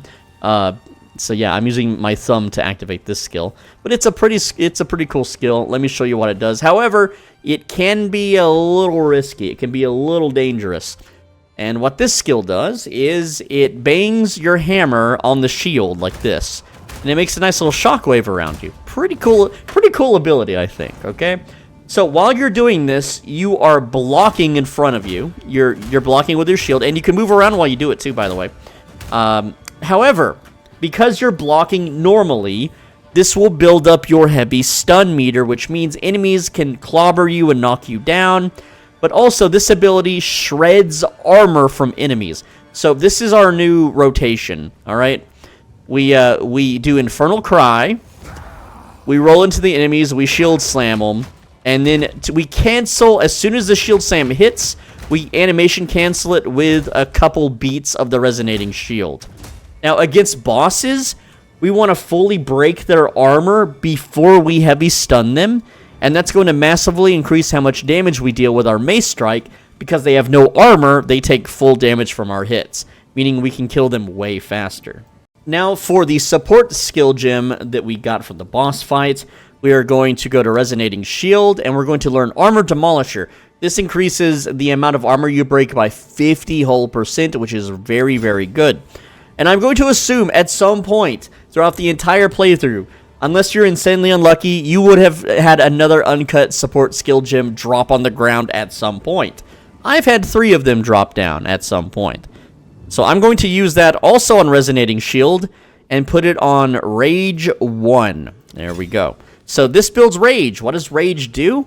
Rage increases the damage you deal and your attack speed, I believe, at some point. Maybe not right now, but it definitely increases the damage that we deal up to a maximum of 30%. Alright, so pretty good. Later on, I believe it does make us attack faster. I might be confusing Path of Exile 1, though. Before we proceed, let me show you what being stunned looks like so that you are better prepared when you're using Resonating Shield. Again, it's something you just kind of have to time and learn, and you might not have to use it except for really hard or very dense mob packs. But I'm just going to use it and walk into a mob pack, and while they may die, they could also knock me down. So here's a mob pack, and let's go ahead and start Resonating Shield, and, well, they died there. So, again, you see this little meter, how it built up? I'm on the ground, and now I'm dead. So, this is your heavy stun meter. It builds up, and it's based off your maximum HP and your talent, your skill trees, okay? So, you can't just sit here and hold this button down and beat your drums and kill everything. They'll knock you down, then you can't move, and then you're dead, okay? So, you have to be aware. This is something you're going to be using to help kill bosses faster, and something you're going to weave in between shield charges. That's all it is. Now, there are builds that you can just do this and run around the whole map running really quickly and blowing everything up. There absolutely is, but that's not something we can do at the start of the game. It's not something we can do until Act 4 anyway, so don't worry about it. That's not what we're building around. Furthermore, I want to teach you how to properly shred armor. So if we hover over this rare mob, you see the number 63 underneath its mods. When I hit it with this, it's now 84, and I hit it again, it's 105, and now it has a different symbol with no numbers. That means its armor is fully broken. This does not persist indefinitely. It lasts for a while, but it'll eventually go away. But whenever an enemy's armor is broken, that's when you should start hitting them with your hardest hitting attacks. So again, we're going to shield slam into the mobs here, and again, this is the rotation. We cry, we shield slam, we animation cancel with a little beat of the drum. And if there's any stragglers, you can just left-click them with your Mace Strike. That's all there is. That's how you clear packs quickly. You clear the rares and the bosses quickly. Also, because this is a level 14 zone, you may find uncut skill gem level 5 drops. Do not learn Perfect Strike. This thing has been nerfed and gutted to the ground. It sucks. It's painful to use. It's awful. It's agonizing. And Molten Blast is not used in our build. So just level up Shield Charge. That's all you really need to do. There you go. And another reminder that you may have forgotten. Remember in Infernal Cry we added something called Batter Shout? Well, now, whenever you break enemies' armor, you can trigger Batter Shout. So once enemies' armor is broken, just cast your Infernal Cry and watch them all explode. And the reason you want to do this is because it gives you more damage, 50% more, against unique enemies, which is bosses. So again, this is all for killing bosses as quick as possible. So one of the notables in the Manor Ramparts is the character select screen. So this is where we started the game. Here's, where everyone got hung except us, of course. And then we scooted underneath the, whatever this building is called, and jumped into the water below. So if you come here, there's going to be one person left remaining on the rope. I don't know why. I guess no one wanted to play that character. So you just unrope them and you get the Uncut Support Gem level 1. There we go. Another support gem. And guess what? We're actually going to be putting stuff into Mace Strike now, finally, right? So on Mace Strike, we're going to learn Rage 1, all right? So we can now build Rage with this attack, and we can build Rage by bashing the enemies. So this allows us to keep the Rage while we hit the boss with this to break their armor. We will have built up Rage, and then when it's finally time to DPS the boss with our big heavy attack, this will keep the Rage and keep the damage boost. All right, and then from the ramparts, we have the entrance to the Ogum Manor. It should be near the Noose area. Once you enter the Manor, you can grab the waypoint. All right, and if you leveled up, which I didn't, I'm like 1% away, make sure to go check town. There is some new gear to get at level 16, so I'm going to go ahead, and I'm at 99%. Wow, okay. Should have killed one more mob before filming. Hello, game. But yeah. Go ahead and go back to town at level 16. There's new stuff to buy. Alright, so here are the items at level 16 that you can wear if you really want to min-max. Some of these will not... Most of these won't drop until Act 2. And the vendor won't always sell these in Act 1, but they will be able to sell them in Act 2, which is coming up in just like 5 to 10 minutes, okay? We're almost there. But here's the list. Spike Club, Studded Great Club, Barricade, Tower Shield, those are the 3 important ones, okay? Then you have Raider Plate, Wrapped Great Helm, Bronze Greaves, Tempered Mitts, Rawhide for your belt still. You're still on Rawhide. Iron for rings still. Amulets are still Amber, Jade, Lapis, and Pearlescent. And Grand Flasks, you can check with Una and see if she has any Grand Flasks. Let's see if she... No, she doesn't have any. She has lesser ones. I know there's text in the way you can't see it, but yeah. We're going to have to wait till Act 2 to get those. We don't need them, though. We're way over-geared for the boss fight ahead anyway. So, upon entering the manor, there is a boss on the first floor, so do not go down any stairs. Just look around, and it'll be like a big cathedral, and I'll show you what that looks like. So, you'll know you're in the right spot because there will be a checkpoint in a corner, and you'll see all these little church bench thingies that, I don't know, little seating arrangements. Chapel of the Fallen. So once you get here, you'll click the Psalm of Madness, and that's going to summon this monster that's on top of it. There we go. I'm just going to skip the dialogue. And again, you fight this just like every other boss, but he will bend over and launch a bunch of fireballs. And you can face tank his melee attacks, but go ahead and melee stun him, and I didn't shred his armor. But so he's going to do a fire breath attack. You don't want to stand in front of that. Just circle around him. And when he bends over, like so, he's going to shoot a bunch of explosions. If you are in front of him when he does that, you die. There's no way around it. You just straight up die. But for everything else, you just circle behind him as usual when he's doing the fire breath attack. Circle behind him. I'm going to break some armor here before we stun him. There we go. He's got full armor break, and now we just left click, and look at how much damage we deal. Can, again, just roll behind him when he swings his big attack. It's a very easy boss to fight. There we go. So he drops the Candlemass's Essence, which is a permanent plus 20 to your maximum life, and that's very, very nice. Now you can proceed to go down any stairs you might have found. Now, one thing I want to point out before the boss fight coming up is Sapphire Rings, or just cold resistance in general. The boss uses a lot of cold attacks, and so right now, this Sapphire Ring, even though it has useless things like Rarity and Fire Resist and Intelligence, we don't really use that stat. Yes, I will lose damage by taking off this Iron Ring. However, it will allow me to survive some of the boss's cold attacks. So if you happen to have anything with cold resist, like, oh, look at that. I literally just identified this. This has 14 to cold resist, even though it has 14 to intelligence. This has life regeneration. I need the cold resist for the boss fight. I can swap these back on once I'm done. But as you can see, I have 47 cold resistance, which is pretty damn good, alright?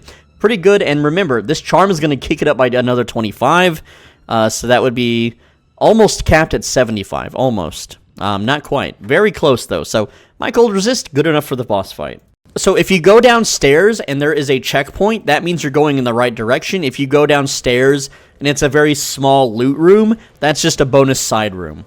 Now, when you reach this checkpoint and you see the dudes feeding the squid creature the bodies, which is pretty cool, you'll see the arena entrance here. That is the boss fight door.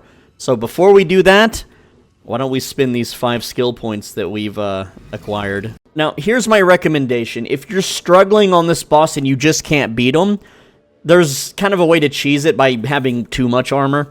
And to do that, you're going to go down here from Brutal, you're going to go down to Armor, and then Sturdy Metal, into Armor again, into Relentless. This will give you a ton of early armor, and then for that 5th point, just chunk it into the first armor point here. And you would unlearn these later. They're not that good. Early game, they can be kind of crutch for just being able to face tank things. Only put points into that if you're struggling. If not, instead, you're just going to stack a bunch of strength. So that's what I'm going to do. And I'm going to go from here. This is where we're at. So this is Smash, and this is Burning Strikes. In the middle was that Strength node. So we're going to take a point, put it here into Strength, of course. Going bottom left, we're going to put another point into Strength.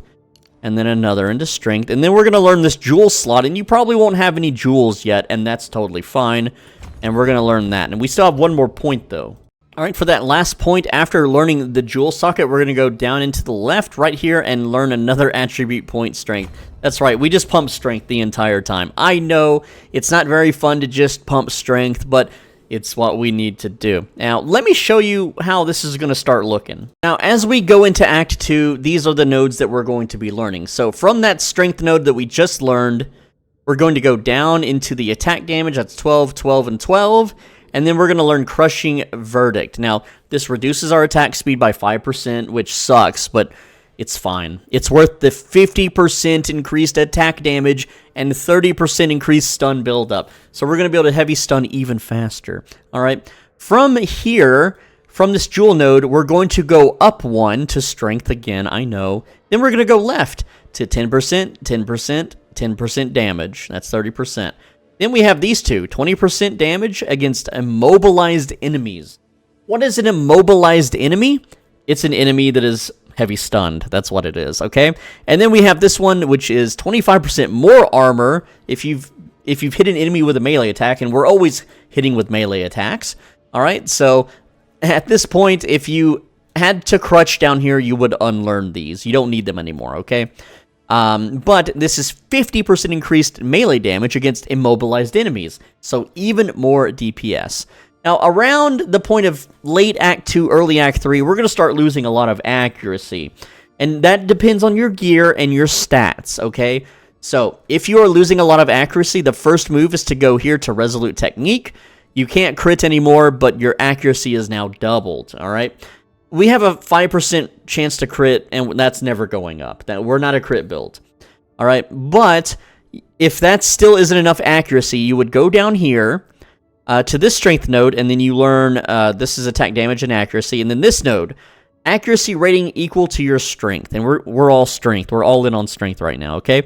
So with those two nodes, you're always going to hit everything. But right now, in Act 1, we are having the time of our life because our accuracy rating is 100% for Mace Swing and about 90-something% for Shield Slam. And that's all we need. You don't need more than that. Alright, so let's do the Act 1 final boss now. We're going to go down into the arena. There's a few mobs to kill. You want to make sure that you've teleported to town and filled up your flasks if they aren't. I didn't do that step because whatever. I don't need to. I don't think I drank any. But yeah, we're just going to go ahead and just, you know, kill all the little goons here. It's fine. I don't need to waste my war cry. The boss is going to jump down here, and we're going to basically just face tank him, his first form at least. But his wolf form, we're going to try to roll behind him, especially if he's casting spells. Alright, so he jumps down. We war cry. We shield slam. We shield slam. We shield slam. And yeah, he's going to hit us a few times. We're going to bang out his armor real quick. And that's going to also build up heavy stun. while blocking. There we go. He's heavy stunned. He's not fully armor broken, though. That's fine. We're going to continue to break that armor. He's going to transform a little bit, do some wide swings. Fully armor broken, we can hit him with our shout. We can start left-clicking him when he's fully armor broken. But when he gets down to about 50%, it doesn't matter what we do, because he's taking reduced damage until he transforms. So we're just going to face tank him with shield slams. This blocks his swings. As you can see, he's doing like no damage to us at all. He is, but we're getting it, you know, back consistently. Kind of, sort of. So again, he's going to do a big stab here. It's fine. We're just face tanking it. Now he transforms. You got to be careful. If he does a frontal like frost breath attack, that can kill us. This big stab, and my game froze. My game actually crashed. Cool. Now, if we're lucky, it's going to throw us right back into the fight. Otherwise, it's going to make us start over. Let's see what it does. Depends on the crash. Oh, yeah. Look at that. He is, we're back. So, here we go. So that's the frontal frost breath attack. That will kill you if you have no resists. This one is also, you want to back off on this one. He's kind of floods the arena with these, like, spiky explosions. Also, on this one, he crashes on the ground. Our armor's going to let us face tank that. Again, don't face tank the frost breath. I have resist, so it's fine. We got him down, so we're going to pound him. Now, at some point, he's going to retreat into the spooky mists, which is what I believe he's about to do here. There we go. So this is going to encircle the arena with a cloud of frost. If you just run around the outer edge of the circle, he's not going to be able to hit you. If you want to kill these minions, you can. This is how you get your flask charges back, by the way. So it's kind of recommended that you kill them if you need flask charges. Otherwise, they will die once this phase is over. But he does these little speeches, and then he, like, you know, jumps out. So after he's done saying his line, that's when he jumps out. But all the wolves die, and then he's going to re-enter the arena, usually with a frost breath attack. So roll out of the way of that, get his stun built up, and don't get frozen by these things, right? There we go, and now we just absolutely smash into him. We've got his armor broken. Even though the icon disappeared for some reason, you can roll out of that or face tank it. It's fine. Let's see. So right now, we can't build much heavy stun meter, so we're just going to, again, alternate between shield slams and hitting our shield with a resonating strike. There we go. He's down again. Hit him with that war cry. Hit him with some left clicks. And that's the boss fight. It's real simple. My health barely dipped down at all. If you use any other build, if you use any other character, you're getting one shot. You're getting thrown all over the arena. You're not killing it nearly as fast as I killed it, or nearly as easily or as lazily. You could literally just hold right click and kill it that way if you want. I don't know what else to say. Yeah, that is Act 1. You'll see on the map everything is grayed out and has an X over it. So we have done all the side areas, even the underground side areas. Everything 100% complete. This puts us at level 16, almost level 17, with almost 400 HP, not quite. If you have better gear, then you'll definitely hit 400. Yeah, so pretty good stuff. And once you're ready to go, you can talk to the NPCs. They're not going to give you any rewards, though, at least not as of recording this video. But talk to the Hood One, click Follow the Beast Trail. That's going to put us into Act 2. As soon as you get to Act 2, buy a better flask. Right here at Zarka, she will sell you the Grand Life Flasks. Try to get a good one. This one increases amount recovered. And yeah, that's just straight up better. 390 HP over 5 seconds or 221 over 4 seconds. I wonder which one I should use. Also, you should have the money for it. Go ahead and get yourself a Mana Flask too. You earned it. You deserved it. Get that blue Kool-Aid. The Vastiri Outskirts are literally just go north of the little town you're in, and you'll be immediately into combat. The only thing to do here is reach the end and fight the boss. That's it. There is a devastated camp with a couple of rare items. It's not marked on your map, though. It doesn't really count towards completion. So once you reach the checkpoint with the big, wide open area, all you have to do is run along the top here and up and around the side, and then this is the boss. The boss is very melee heavy, but because we're very tanky, we're armor based, we're constantly holding our shield button. All you really have to do is dodge his big swing there, and pretty simple stuff. Just hold right click and shield charge him until he's staggered, and then bash him with your two-handed mace. And that's pretty much the fight. Just rinse and repeat. It's not a complex boss. But again, just keep at it. And you can see if you don't dodge the slam, it does hurt us, but it does not one-shot as long as you have armor. Right? Again, it's still going to hurt, but you can just chug your potions and get through it. His regular swings you're going to be able to tank with your shield slams, no problem. It may take a few rotations, or 3 to 4, depending on how strong your mace is. But again, you could also just melee him and roll behind him every time he swings. And when you kill him, you know, his minions come down to fight, whatever. But yeah, he's got some drops there. Orb of Alchemy, very nice. Very rare. But yeah, that's the fight. And then just go back to town. And as a reward, you get the Uncut Skill Gem level 5. So you can use this to level up your shield charge, your Infernal Cry, which is what I'm going to use it for. And there we go. So once you are in town, Shambrin is basically the vendor of sorts. Zarka is your disenchantment and flask ring seller. All right. So as soon as you can, go to Shambrin and see what they got, because there is a huge shield upgrade. Remember, I'm using this rare one. Check this out. This is a blue quality shield, and it's double the armor. All right. It's also high quality. Wow. Okay. This is actually a very lucky pull. So this is 19% quality. It's also flat 37, which could have been up to 50 armor. And this only has one... this has a prefix. Let me explain what a prefix and a suffix means, okay? A prefix comes before the word. So this is a barricade tower shield. So the prefix, or the before, is studded. Studded is plus flat to armor, all right? So a blue item like this can have one prefix and one suffix. A suffix is something that comes afterwards. So if you find a white item, you can use this Orb of Transmutation to make it into a magic item, which will give you randomly one prefix or one suffix. Then you can use the augmentation to add whatever's missing. So this will add, if I use this on the shield, it's going to add a suffix. So now it's of the cloud, which gives me lightning resistance. So because this has dramatically more armor than this one, it is now the new shield. And this is vendor trash. So there we go. Though that would have been maybe a good shield to trade, but I don't have merchant tabs. We're not going to talk about that.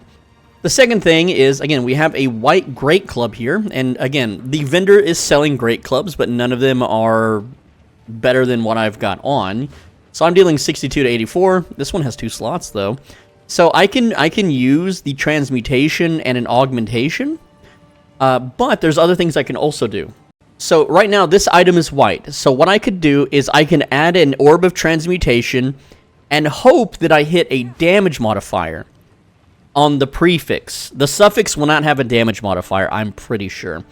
And then if I have a good suffix or not, I can then use a Regal Orb and upgrade it from a magic to a rare item. And rare items can have, I believe, 2 prefixes and 2 suffixes, or maybe it's 3 and 3. I forget exactly. All right. The third option is I can use an Orb of Alchemy to just make it a rare with 4 random modifiers. And once you do that, you can then use Exalted Orbs to add modifiers. So that means I could really try to soup this thing up. I can either do it, slowly or all at once and just kind of roll the dice. So let's do that together, actually. In this case, I believe Orbs of Alchemy are really hard to find, but I happen to find a few, at least, so far.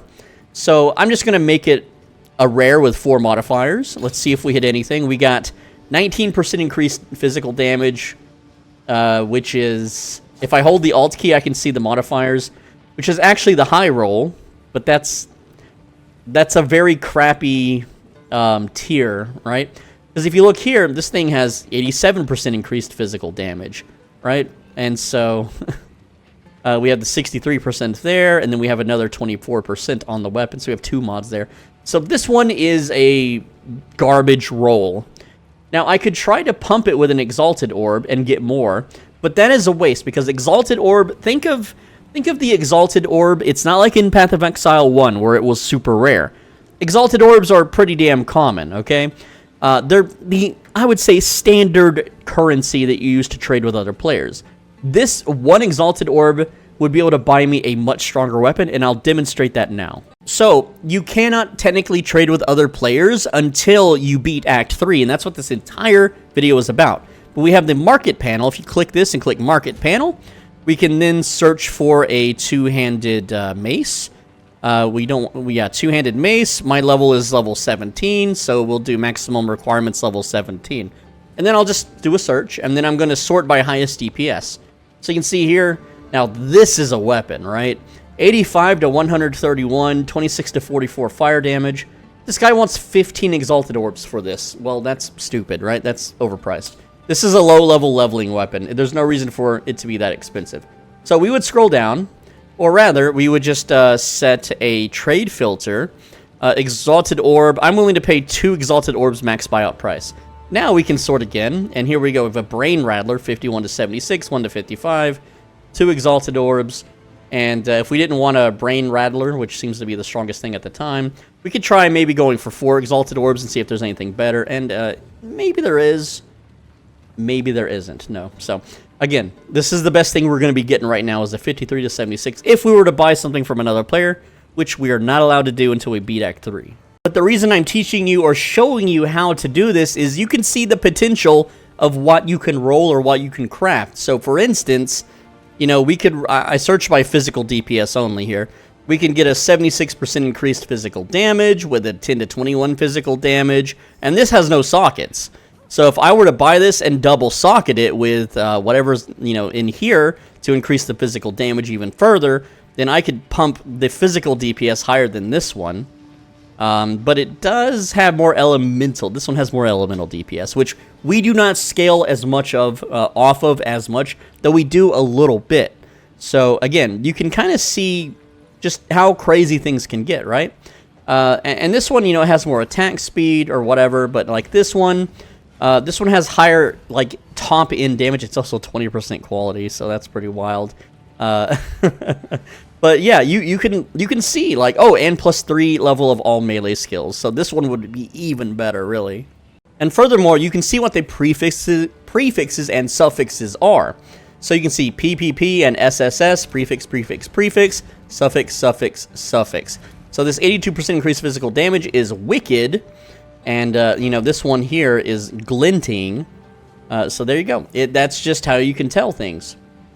Now, one other thing to note is if you have a failed craft like this, all hope is not lost. Later in the game, not right now, you will unlock what's called the Reforging Bench. And you would put 3 of the similar item into the bench, and it will make a new random item.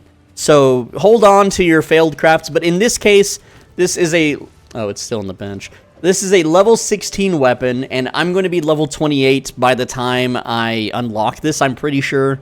And so there will be an even better, a better two-handed mace to craft in this place. So this is vendor trash. But because it has sockets, it's technically salvage trash. So there we go. Now, you can also gamble for items if you can't craft them or find them or whatever. But in Act 2, we have not unlocked that NPC just yet.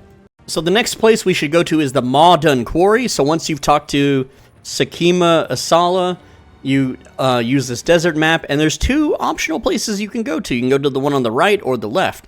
The left one is the Molten Quarry, so you click that, and then the caravan will, you know, come to a stop. I don't know why we can't just jump down while it's still moving, but whatever. Anyway, so Molten Quarry, and there's not much to do here except find the mines. But we can also get an Artificer's Orb from the War Cache. So that's something to look out for. I'll show you when I find it. And the cache looks just like this. You'll hit a checkpoint. It'll just be a chest on the ground. There you go. Artificer's Orb every single time.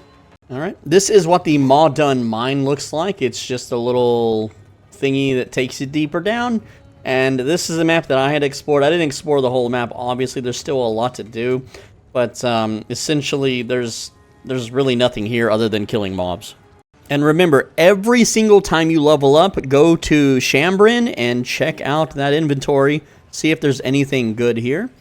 And let's see, let me do some calculating here. That'd be like 59, that'd be 67? No, not better. So yeah, just look at the gear, see what kind of upgrades you can get from the vendor, and buy them accordingly. And you may think some upgrades aren't necessary, like I have this helmet, 7 to intelligence, 66 armor. This one has 99 armor, so I'm going to buy this and show you the diff. So right now, if we look here, we're at 48% damage reduction. And if we put this on, our damage reduction is now 51%. And you may think, oh, 3%, whoop-de-freaking-do. Nah, it adds up. Especially, this is one piece of gear. If I upgraded this one, and this one, and this one, then, and all of those were 3%, now it's 10% difference. That really can be the difference between killing a boss and having to start entirely over again with the fight. And money's not as tight as it once was. Items are selling for more. The mobs are dropping fat stacks of gold as well, so don't be afraid to spend.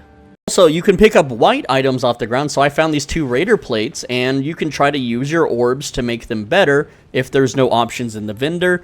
Though I only really recommend upgrading your armor if you're finding it that you're dying too quickly to mobs or anything of the sort. Otherwise, you're just going to outgrow and outlevel them, so there's no need to waste a bunch of these orbs on stuff that you're merely going to grow out of in like an hour. So again, only do it if you are stuck or you're struggling or you just find clearing too hard. But you can see here, it does pay off. So for instance, I have crafted this one. It has double armor, it has 1 resist, thorns, who cares, and some life. This one has double resist, less armor, and, you know, I'm more about the armor than the resist, so right now I have 121 armor. This is going to bump it up to 212, so we go from 51% to 56%. That is a 5% damage reduction increase, which is huge. Another thing to note is the zones can now drop spirit gems, so I have this uncut spirit gem level 5. Unfortunately, we don't have the spirit to really equip anything else at the moment. Not that we would anyway, it would be a waste of our spirit reservation. So if you do happen to get one of these, just level your magma barrier, and that's going to increase its damage and all its fun stuff. We're not going to be getting more spirit until, I believe, towards the end of Act 3 anyway. And as far as your regular uncut skill gems, level 5 and whatnot, I don't even use Bone Shatter anymore, so you don't even have to have that equipped if you don't want to. Infernal Cry, Shield Charge, and Resonating Shield are the only things you need to make sure that are level 5. If at any point you have more uncut support gems, then we're going to go ahead and enhance Magma Barrier, and we're going to give it Fire Attunement for 25% of damage as extra fire damage. So there we go. Now, you should be level 19 around this point. If not, that's fine, but you'll get there very soon. Here is our skill tree so far, and we have already put a point here into this strength node. So what we're going to do is go down to this 12% increased, 12% increased, 12% increased attack damage, and put our points there. Next level, we're going to learn the 50 increased attack damage node, and that should increase our killing speed a little bit. Alright, back to the Molten mine, and there's nothing really to do here except reach the end and fight a boss that's fire-themed. So check your fire resistance. If it's not good, you might want to consider getting some fire resist items for the fight, but it shouldn't be anything that one-shots. Alright, so here is the boss fight. You go in, she's got the flamethrower, and again, we're just going to shield slam into bash. That's pretty much it. Hello. Alright, it takes a bit. But there we go, we're going to just build up that stun meter. The melee attacks do nothing to us. Neither do the explosions. And again, I'm not even doing any of the other combo stuff. I'm just stunning her and then left-clicking her. And that's it. That's all I'm really doing. Alright. See, that was her big attack, the explosion kind of melee, and it did not take us down. Also, again, she's just going to burn the whole room here. Not a big deal. We can sit here and break some armor. And she's stunned once again, and then just beat her up. It's a real simple, easy boss fight. And if you don't want to build stun meter anymore, if she's low like she is now, then you can just start swinging. But if she does that heavy melee attack and you aren't shield slamming, you might not have the defenses to survive it. So at least weave one in every once in a while, so you get those guard stacks giving you that bonus shield or HP or whatever you want to call it. Also, this area can drop level 6 skill gems, so I'm going to be leveling up Shield Charge first. After the fight, you can rescue Rizu, and she will go to town, and she is the person that you would gamble with, so you can spin that gold. After the mines, we're going to go to the Halani Gates, so open your desert map in the town, and then click the next area here, and off we go. Aw, dang it, the gates are closed. We have to go to Trader's Passage, so just open the map and click the same button again. It's kind of lazy. It's like, devs, come on now. You could have just did that for us. And while you're down here, you should hit level 20, giving you Crushing Verdict, a massive, massive damage increase, and it makes it easier to stun everything. So one of the things down here you can get is the Bell Chest, so just open that up, you get the Uncut Skill Gem, and some other random junk, but from now on, just like when you're getting these skill gems, you're leveling up Resonating Shield, Shield Charge, and Infernal Cry for now. When we hit a higher level, we're going to drop Infernal Cry, but you're just going to level up the main abilities that you're using to mob clear and kill bosses. Now, the other thing is the boss for your Ascension, and for this guide, I don't know if we should ascend or not, but essentially, you know, this character is just meant to get you to Act 4 so you can unlock the damn shop and play whatever you want. But if you did want to play, you would, a warrior that is, you would want to ascend. So I'm going to go ahead and show you what this boss fight is. Anyway, there's a checkpoint near here, and this fight can be pretty difficult. This is probably, up to this point, the hardest boss you're going to fight. And so that's why it's optional. You can skip this and come back later and just, like, blow this thing up in a few seconds. But if you want to do it now, here's how to do it. So this boss has a bunch of mechanics, and I'll just explain as we do the fight. But when it turns invisible, you have to run around the arena and discover where it's at. When there's coins on the ground, you need to trigger the coins, but not stand in the coins. It's pretty tricky, but, you know, this character does do a lot of damage. And we did manage to get him stunned, so go ahead and just smash away. But this character does flood the room with poison just like this, and while that's happening, you have to run around the room and then find out where they're hiding. And once you do that, the poison will suck back down into the hole. But if you just stand there and stare at the poison coming out, then, yeah, it's going to flood the room, and then you're going to be in trouble. So, yeah, even though it may look like that I'm having an easy time with this fight, it's normally a very difficult fight, all right? But we got some ads coming in, and any time that it's not stunned, you should be shield charging because this counts as blocking. And that's what's going to let you survive most of the fight here. It looks like we got it. Well, sort of, if we can land the hit here. There we go. There's the stun. And I guess they made this easier since the last patch. Yeah, this is a little bit easier than I remember, huh? Alright, so the poison's coming back out again, I believe. So we need to run around and discover where the person's hidden. But you don't want to stand in the attack either. And even though we're super armored, that still took half our HP. So yeah, that's the fight. It's not the most complex, but... it's kind of a gear skill check. It's not, well, a skill check, obviously. The whole game's a skill check. But it is a gear check. So you need to have your armor very high. I have 556 armor right now. Alright, so, and with two-hander, 452. So it really depends. Just try to have a high amount of armor. Alright, now after that, we can go to the Halani Gates for real this time, not for pretend. And here we are. Not too much going on in this zone, just a few bosses to kill, and then we go on to the next area.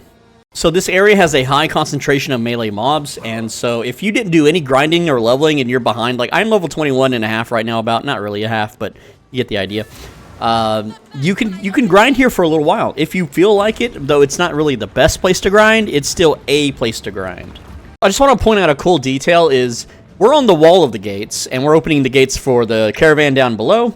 I didn't notice this the first like 10 times I ran through this zone. I was just tunnel visioned on killing all the monsters, but check it out, there's the caravan and stuff. So yeah, it's you know, you just got to pay attention to that background a little bit. So I want to point out that your shield slams are going to be doing a lot less damage to enemies in this area, and it's not because the build suddenly got weaker or we are in a higher level zone.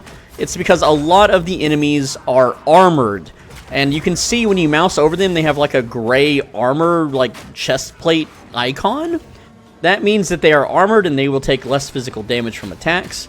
So a spellcaster in this zone would be, you know, way more ideal. But we have an ability that breaks armor, so don't forget to use it. It will dramatically speed up your clear time if you're smashing and breaking their armor. But remember your training from earlier in the video and don't let the mobs heavy stun you. So there is a mini boss called Lim the Impaler. And I believe it just drops a skill gem. It's been a while since I've done this fight, but it's just a little random fight at the forward command tents. So, just slug it out, and yeah, well, no gem, I guess, huh? Oh well. So about the boss, this is Jamanra, the Risen King. He can shock you, and when you're shocked, he can one-shot you. But we can just unlock him, and he is armor-based, so you gotta break his armor. You gotta use that resonating shield, otherwise you're not gonna hurt him nearly as much. Alright, so again, we're gonna start with some shield charges and build up that stun meter. And when we get him pretty close, we're gonna start breaking his armor here. There we go. Go ahead and just smashy the armor. Armor's broken. We're gonna stun him now before he, you know, does his full cooldown. And then we're just gonna smash into him. And that's the rotation. You just do that over and over and over again. Now, do note his armor does come back. It does not stay broken. So you gotta smash the armor while, you know, re-stunning him over and over again. It's not too difficult. But we're building the stun meter. Now he's gonna jump in the air. We gotta dodge these little sand crab things. I'm not sure what they are. Volatile scarab. Oh boy. And this is just a chance to get your your flask charges back. Whenever a boss summons adds, it's really to your benefit. Anyway, so that's the fight. You don't get to kill him story-wise. You just chase him away. Oh, just a note on the earlier fight, the little mini boss. It must have bugged on my game because it's not showing as completed. That's the forward command tent. And yeah, so because I know I cleared it, it's literally right there on the mini-map, and I killed everything. It's supposed to drop a skill gem. It didn't. I don't know what's going on. Once you run out into the open sand field, you just teleport back to town. There's nothing really you can do here. There's nothing to get either. For beating up the boss, rather, you get the uncut skill gem level 7, which unlocks some new stuff. Guess what we're gonna pick? It's not Leap Slam, and it's not these other two goobers. It's Shield Wall. Go ahead and grab that Shield Wall. Now, what I recommend is that you take Rolling Slam, you throw it away. We're not using that anymore. And Bone Shatter, you know, you can keep it on if you want. It's just not better than anything else we got. So I'm throwing mine away too. So here's how Shield Wall works. It essentially hits harder than your shield charge. What it does is you throw up a wall, and if you use a shout, it explodes and deals damage to everything that's near them and in front. Alright? But also, besides shouting at the walls, you can also shield ram through the walls, and that will explode them as well. Finally, which is not really advised, you can just attack the walls and break them that way. That's not as good. You could also throw these up, and then you could kind of shockwave from behind the wall and hit things in front of it. And eventually, this will break the wall as well. The wall broke on its own there. But you can break the wall with this while enemies can't hit you. So there's a lot of different little combinations, but what I like to do is I just roll into the enemy, shield slam them like that, throw the wall up, shield slam them again, everything's dead. That's pretty much it. It's not really something you would use on bosses. Now, also note, if a boss is about to touch down after their big long speech, you can set down 2 walls. They land, you pop both walls on top of them. So there's ways to stack the damage. Afterwards, it's time to go to the Mastodon Badlands, so open your desert map, and then you're going to click on this top one right here that says a theft of ivory, and it says travel to the Mastodon Badlands. So that's where we're going. There's quite a lot to do here. We have 2 different zones to visit. We also have the Shrine of Bones. So just wander around until you find them and kill stuff as you do, like usual. So while exploring, you might find the Lightless Passage. This might be League specific. I'm not entirely sure. So if you can't find this, then that was just because it's the Abyssal League. But there's a waypoint to get, there's a checkpoint, and there's some storyline that involves a creature that you can speak to that'll help you enchant your gear. At some point, you'll hit a checkpoint, and then you can transition into the Well of Souls, which has a stash. And you can teleport here anytime. But essentially, this lurking creature will help you use the Well of Souls to desecrate items, and that's just another way to upgrade. At some point, you'll come across an effigy, which will give you the support gem level 2, and that's how you get to the 2nd tier of support gems.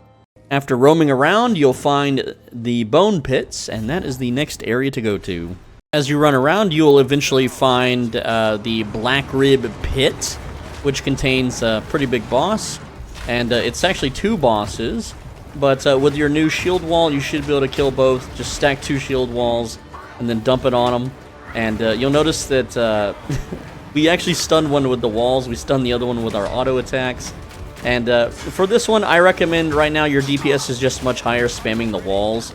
But it will make your defenses down, so just weave in those shield charges. That way you're getting your guard up whenever you stun them. So just there, I got 34 guard. Get 2 walls down, slam the wall, and just rinse and repeat. It's a real easy fight. Nothing here can one-shot us, and we deal tons of damage with our shield wall.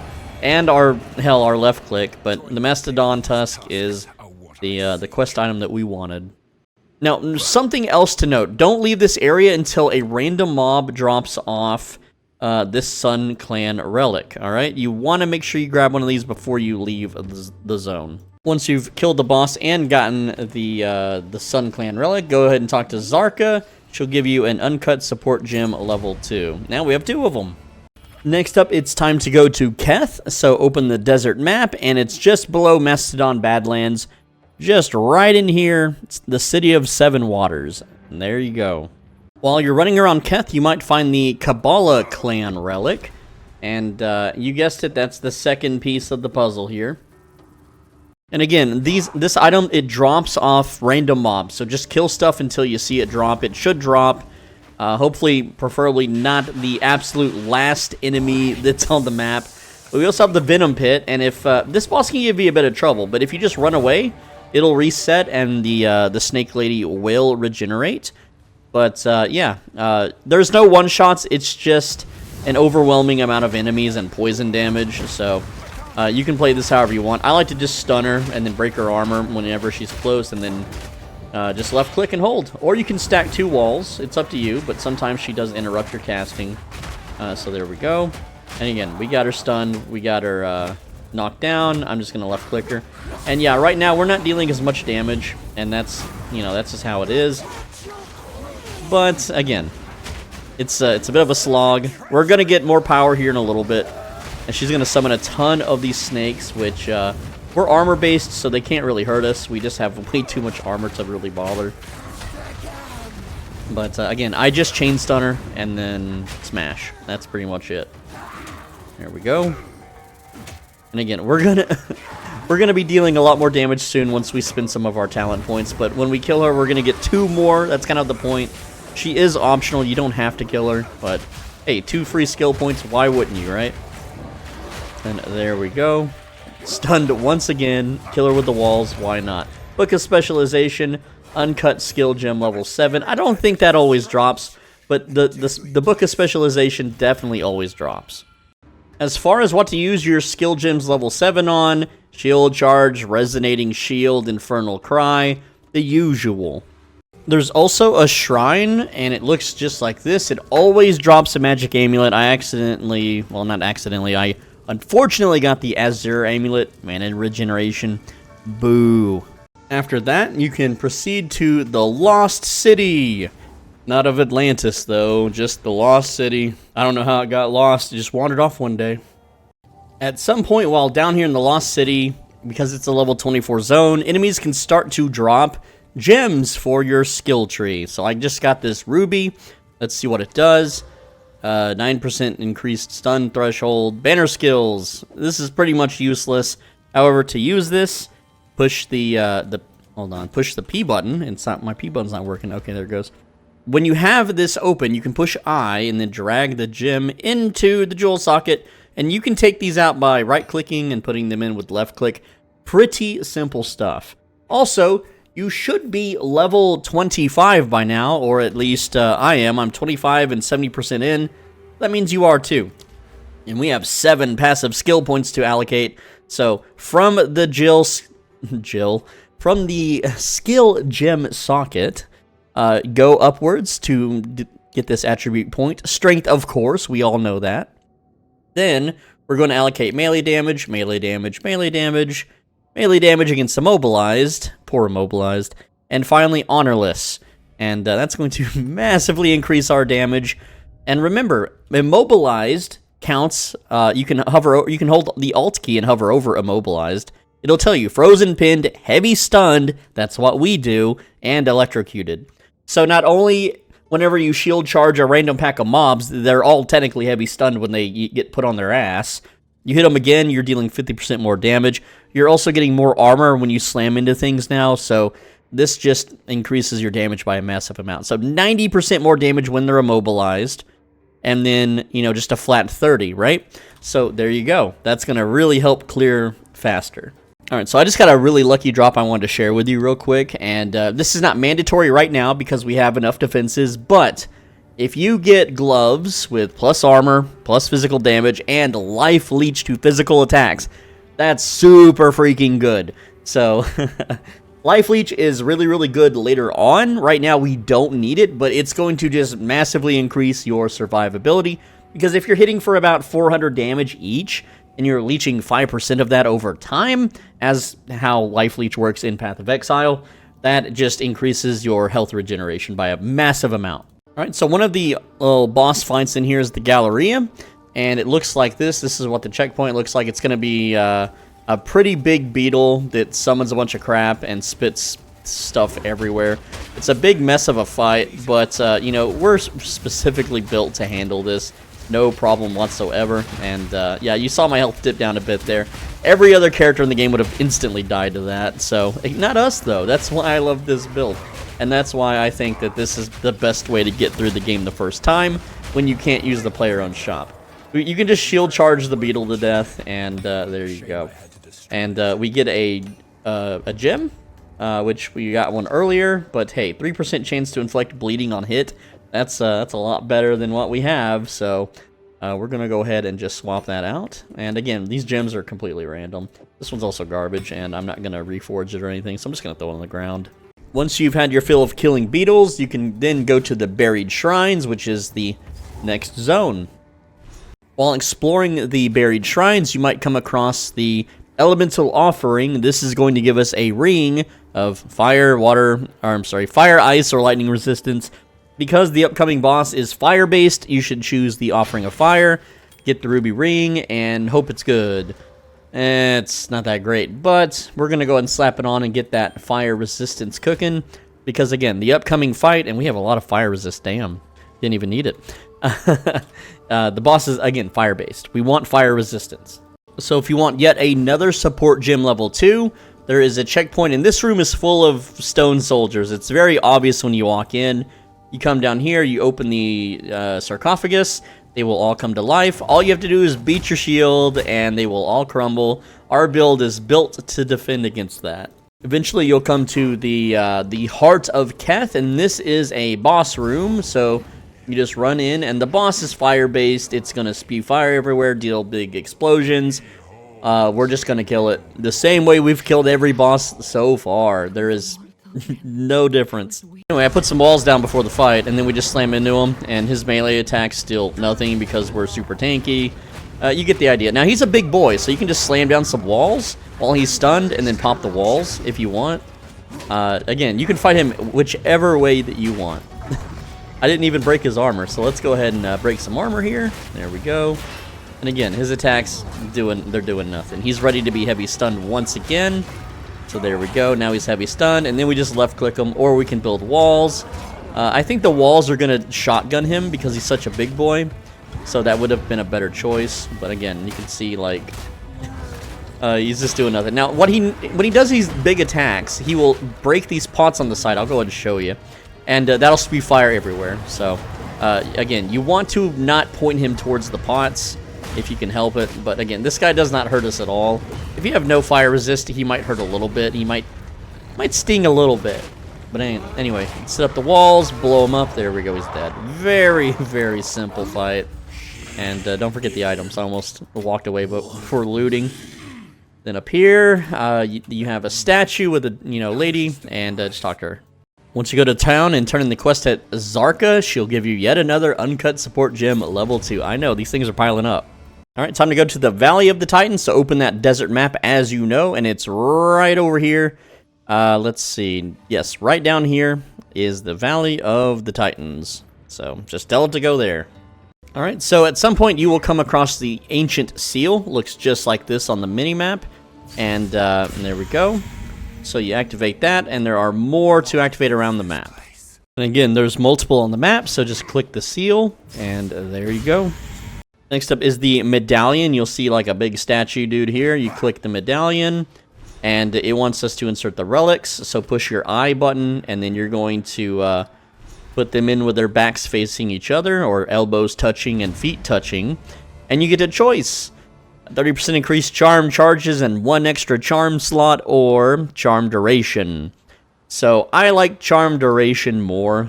And you can come back here anytime and change your decision. So there you go. It's just a little permanent buff for you.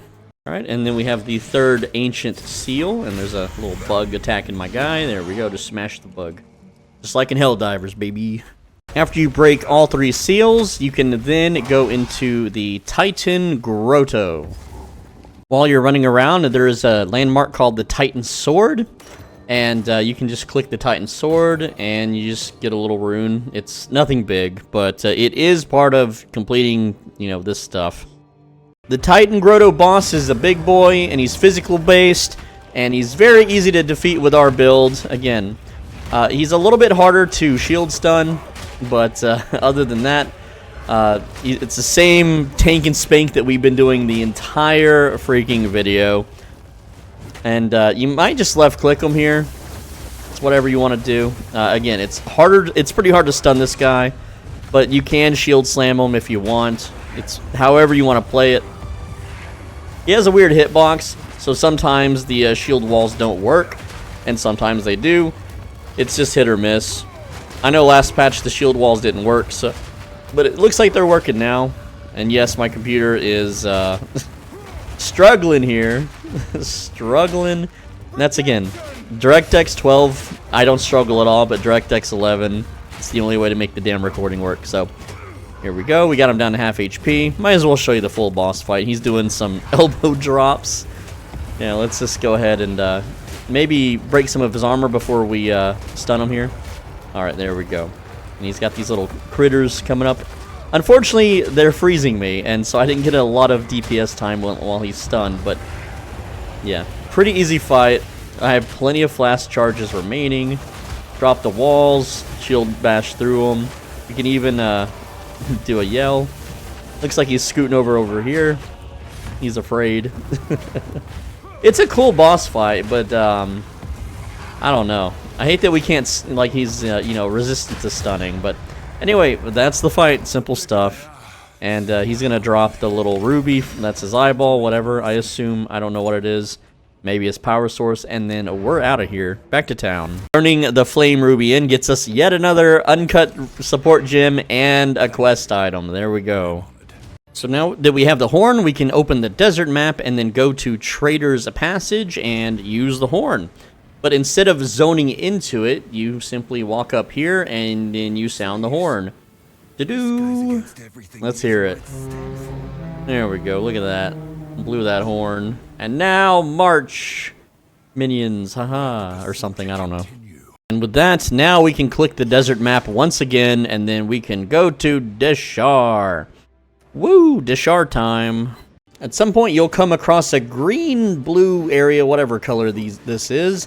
It looks like this, and it has the Forgotten Corpses. You're going to find a couple rares, and these things can be actually very, very tough depending on what mods that they roll with, but it looks like I got some easy ones here, but sometimes these guys can, like, two-shot most builds, alright? And, yeah, I didn't get, like, hasted double aura with life drain, mana drain. It can get bad. It can get real bad facing these things. But, yeah, just make sure you loot the corpses here. There we go. And, that's pretty much it. Now, these guys dropped a Jin Baria. I don't know if I'm saying that correctly. This is for the Ascendancy stuff. It's just an extra trial for more loot. You'll want to do this much later, otherwise you're just going to fail the trial. And if you've never done the Ascendancy trial in Path of Exile 2, there's a system where it doesn't matter if you don't die or not. If you just take too many hits, you fail the trial immediately. You just fail it. And as a melee tank character, well, we're supposed to be taking hits, so it's very easy for us to fail until we're very powerful.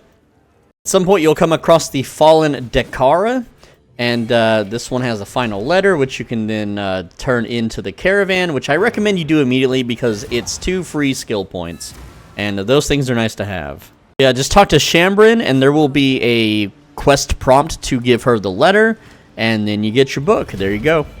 Next up is the Unremembered. This is just a skeleton on the ground. It always has an Artificer's Orb, so don't forget to pick that up. Finally, the Path of Mourning is the location to the next zone, and if you're curious what my map looks like, this is a pretty big zone, so again, lots and lots of stuff to cover. Didn't even fully uncover it all, but it's almost always in the bottom right corner. I have ran over 10 characters through this, and every single time it's in the bottom right, so I don't know if that's how it always is or what, but, you know, go ahead and grab the waypoint, and there we go.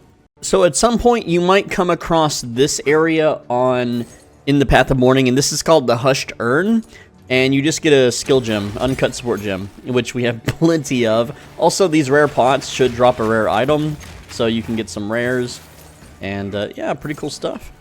Just a little treasure area, nothing too crazy. Other than that, there is really nothing else in this zone but random little packs of monsters. You can proceed to the Spires of Deshar, that's the next zone. While running around the zone, you'll find the Sisters of Gerukan, so just interact with that. And then once you kill these little statue characters, you get 10% permanent lightning resistance.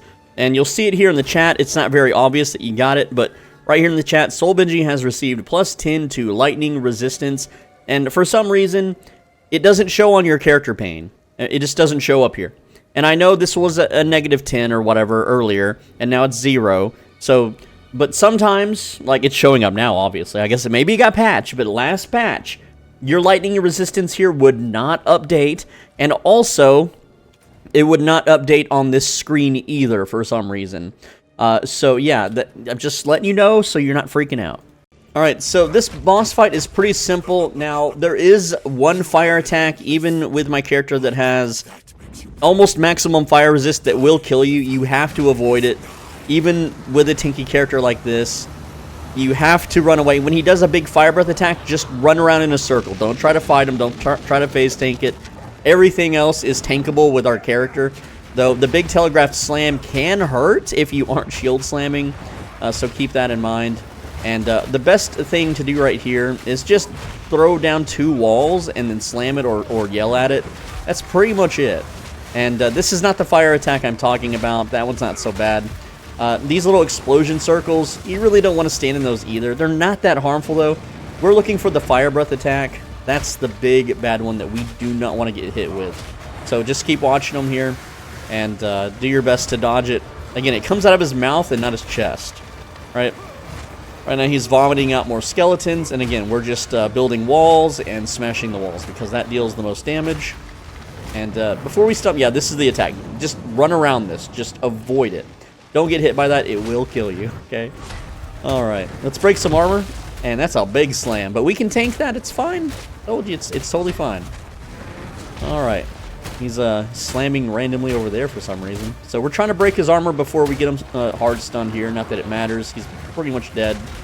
Alright, there's another fire breath attack. We've got his armor broken, and we can now stun him. One more hit. Maybe. No, we just killed him before he got stunned. Well, anyway. That's the fight. Just avoid that fire breath attack. It's real simple. Real simple fight. Once you're done, you can turn in the quest to Asala, go to the desert map, and then it's time to go all the way over here to the Dreadnought. And this is a leveling zone. I am currently level 30 and 97%, but this zone is really good because they drop the tier 8 skill gems, so you can get all your skills to tier 8. All the gear that we need drops, and I'm going to go over gear in a little bit.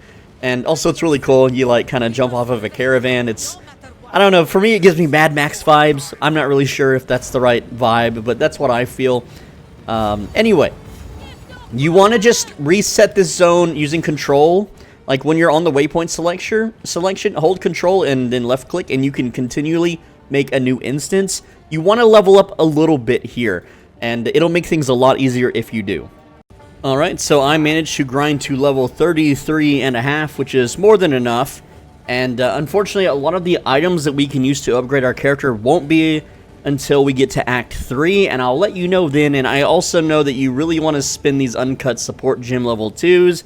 Don't worry, we're going to do that in Act 3 as well as these 10 passive skill points. Yes, that's right, we're banking them for a reason. Anyway, proceed to the Dreadnought Vanguard and clear your way to the final Act 2 boss. So the Act 2 boss is lightning based, and if you can get lightning resistance, awesome. If not, he can one-shot us with multiple attacks. So I actually have 0 lightning resistance right now, which is bad. There was nothing in the shops for me to put on. Unfortunately, I'm going to have to fight him with some dodge rolling. I know. But there are, I'll point out the one-shots, but it's pretty much a tank and spank for the most part.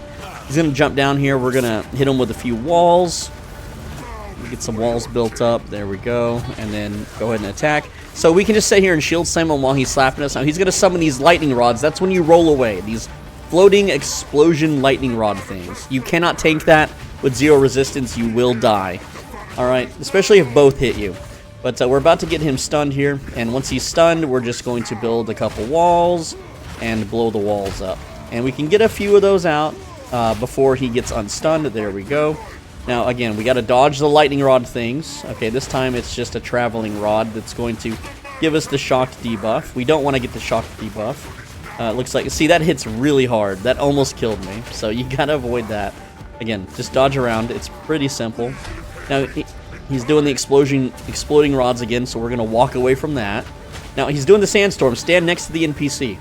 And he's going to summon some adds that are pretty simple to kill. Nothing new here, but if you do not stand next to this NPC, it's hard to see, but she's putting up a shield. She's like putting up a little barrier. So again, we just wait out the sandstorm, and then we can re-engage the boss. And again, this is all phase 1 stuff, right? And then again, we just build up our stun, once again, making sure we dodge his one-shots. So there's the little lightning, whatever this is, it's going to chase you this time. So again, we're just going to run from it and wait for it to go away. And yeah, that thing hurts because I have 0 resistance. So if you have resistance, I don't know if you can phase take it. But we got the traveling pylons here once again. Get the walls up. We're going to have to tank a little bit of this hit. And there we go. Because you got to play defensively. All right, there we go. All right. He's got the damn fences that are chasing us again. I hate these things. But just dodge roll every time they kind of shift towards you. Not too hard. There we go, got it. Alright, and then we just heavy stun once again, avoiding the one shot there. Only one shot, see if you don't have the lightning resist. Back to the sand wall. And you saw that I was out of the sand wall for just a tiny bit, and it really started draining my HP. It is not tankable, really. Also, I should not shield charge. That puts me out of the bubble, so we'll just build a wall and do a shout. There we go. Now, the cool thing is that those little minions will replenish your flash charges, so... Alright, so he's about to go into phase 2 here, it looks like, with the big sword thing. There we go. Alright. So, the phase 2, he will do a very large overhead sword attack. Also, don't stand in the tornadoes, because that will drain your HP really fast. So here's a big overhead sword, like cleave. That one won't kill us.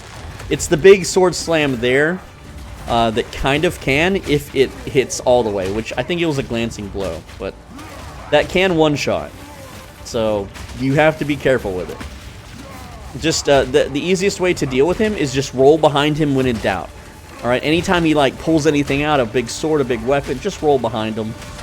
Like this, he's pulling out a big weapon. I didn't roll behind because bad at the game, whatever.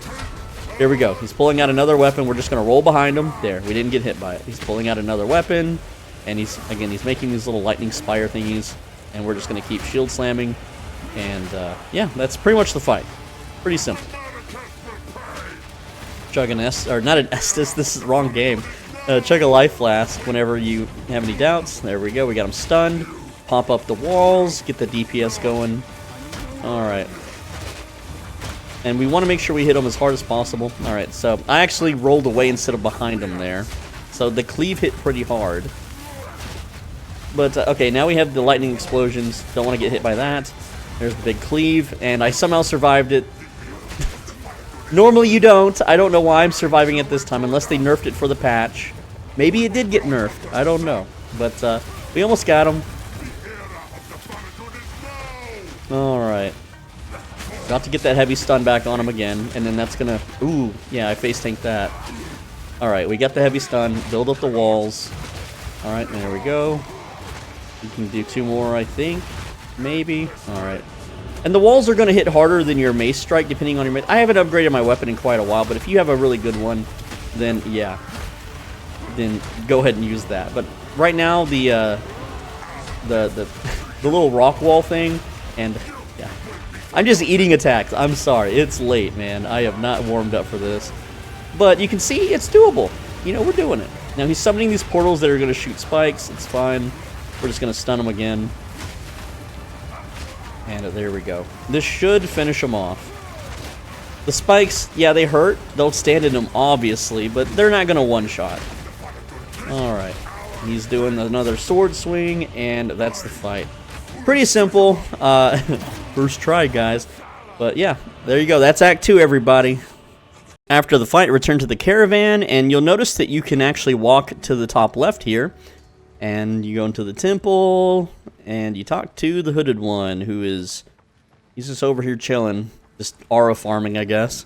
After that, so go back to the desert map, talk to Asala, and click travel to the sand-swept marsh, and that takes you to Act 3. We're done. Woo! Right, now we're at the sand-swept marsh, so talk to the NPCs, get the story rolling along, and let's move out. Now, keep note of lesser jeweler's orbs. We're going to get some as a reward here in just a bit, but if enemies drop some, and they could have dropped some when we did our little grinding sesh earlier in the previous zone, just keep a note of how many of these that you have, because we're going to be needing these to start spinning these support gems. So as you run through the Sandswept Marsh, you will come across a boss. It shows on the minimap as Foul Ritual. And this boss is not that difficult, really. It's nothing special, you know, not like the boss we just fought. Just stun him, kill him the usual way. But what's important about this boss is he drops the skill gem level 9, or at least he's supposed to. Yes, and my computer is very struggling with this. Normally it doesn't struggle, but I'm forced to use DirectX 11 for this recording. But just build those walls up and then smash them. And there's lots of ads, so you can also use your shout, what's it called again? The Infernal Cry, if you want. And we can face tank pretty much everything he throws at us. It's not a big deal.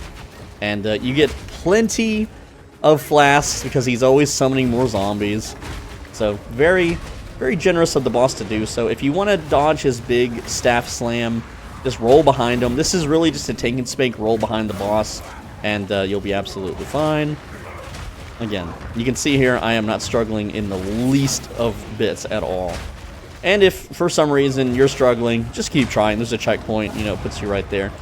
But again, he drops the skill gem level 9, uncut skill gem level 9. Also, a mob happened to have dropped one too. That's not normal, but you normally just get one of these things. And why this is important is because we're going to learn Fortifying Cry. However, you can see that I don't have the strength requirement to technically learn it yet. So that's where your skill points come in. So if you've been following the guide and you have no piece of gear equipped that gives you strength at all, you should have 55 strength, alright? So what you're going to do is open the skill tree, and right around in here, you're going to put 1 point into the attribute and allocate it to strength. There we go. And now that will let us use the uncut skill gem level 9 to learn Fortifying Cry. And you guessed it, this is going to completely replace our Infernal Cry. You could use both, but Fortifying Cry is just so much better. Now, it's important that you actually take off Infernal Cry along with the gems so that your overall support gem capacity count goes down. So let me teach you how Fortifying Cry works. When you have a lot of enemies around you, like these zombies here, and you Fortifying Cry, it's going to give us guard stacks. So there we go. Now we have 30 guard stacks and they're gone. But it also empowers our shield attack by giving us more physical damage on those attacks. So now I have 60 guard, and then when I shield charge, I'm going to be dealing a lot more damage. Now, right now, it's not that much damage, but we're going to be beefing this up like crazy to where it will give us a ton of damage. And right now, again, this has no support gems, and we don't have anything on our skill tree that really beefs this up. but we're going to in a little while. Now, while roaming around, you may encounter the hanging tree, and the corpse has a random ring. This time I got iron, which I'd prefer resistance, but hey, maybe it's good. Nice physical on it, and some dex. Don't really need that, though. There is also a campfire you can find with 2 rare enemies guarding the rare basket, which will always have a lesser jeweler's orb in it. Only the first time you open it, of course. Once you've cleared those, you can now enter the Aggorat encampment, which is the Act 3 town. Alright, let's talk about the Act 3 town. Alva, remember her from Path of Exile 1. She is your gamble character. You can gamble, you know, whatever. Alright, and then moving to the right, you have the well. The hooded one for identification. All the way to the right is the waypoint over here. There you go. Stash is kind of in the middle, top part of town. You have Servi here, who sells the magical goods, disenchants, potions. And then you have Oswald, who is the seller of just regular weapons, items, shields, and so on. So now that you know that, let me update you on all the items you should be looking for, because we have not updated our gear in quite a while. And the reason why we haven't is because we just haven't needed to. Now, unlike the other item lists, there's some stipulations with this one, and that's why we waited so long. So, one-handed mace is going to be plated mace. Now, you can skip this because at some point you're going to get a node on the tree that allows you to essentially wield a two-handed weapon as a one-handed weapon. So, again, this is not going to give you much of a boost at all. You don't even need it at this point, unless you find a good stat stick or something, but... Anyway, two-handed weapon is the leaden great hammer, but you get a new one at level 38, so don't go crazy crafting a good one. But if you find, or there's a shopkeeper with a good one, go ahead and buy it. Level 38, you get your next one, okay? Shields, heraldic tower shield, same thing. At level 36, you get another one. And right now, I'm level 34 and 87%, so I go spend 10 minutes, I can upgrade to the next one, which is stone tower shield. Body armor is full plate, but you get a new one at 37, so don't go crazy. Helmet is elite great helm. Next one's at 36, so again, don't go crazy. Stone greaves. If you know, this one is not going to be upgraded, I believe, to level 45. So if you find stone greaves or want to craft some good boots for once, go for it. Molded mitts, same deal. Belt, you should still use rawhide for more flask healing, but if you find plated, that can be like 120 bonus armor, which is also really good. They're about equally good. It doesn't matter which one you use. Ring, use iron, but if you need resistance, get resistance rings. The damage on iron rings aren't going to help you much, just bare by themselves anymore, because we're later into the game. Amulets, amber jade, lapis pearlescent, bloodstone, and stellar. For flasks, colossal. So that's the first thing you do now that you're in Act 3. If you haven't found one, go pick yourself up a colossal flask here at Servi. And right now mine is 450 life, which kind of sucks. And let's see if she's got a good one. Yeah, full-bodied. That is my favorite one, besides the instant healing one, of course. Impairing can be good, but it also makes you chug a mana potion because it takes your mana.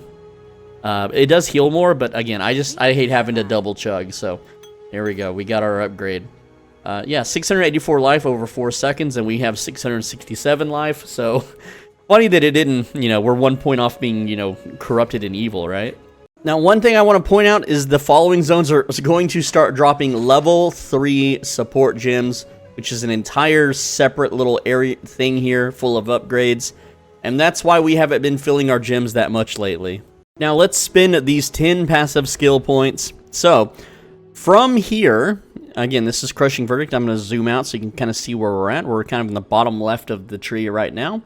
Just above that 5 to strength node that we put in, we're going to learn all of these war cry things. So, empowered attacks deal physical damage, physical damage, physical damage. War cries empower an additional attack. All right, there we go. So go ahead and apply that. There we go.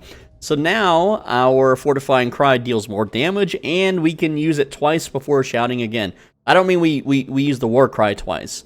The buff it gives us when we shield slam things or use shield abilities like Shield Wall will now, we have 2 charges, so we don't have to War Cry as often for that bonus damage, which is huge.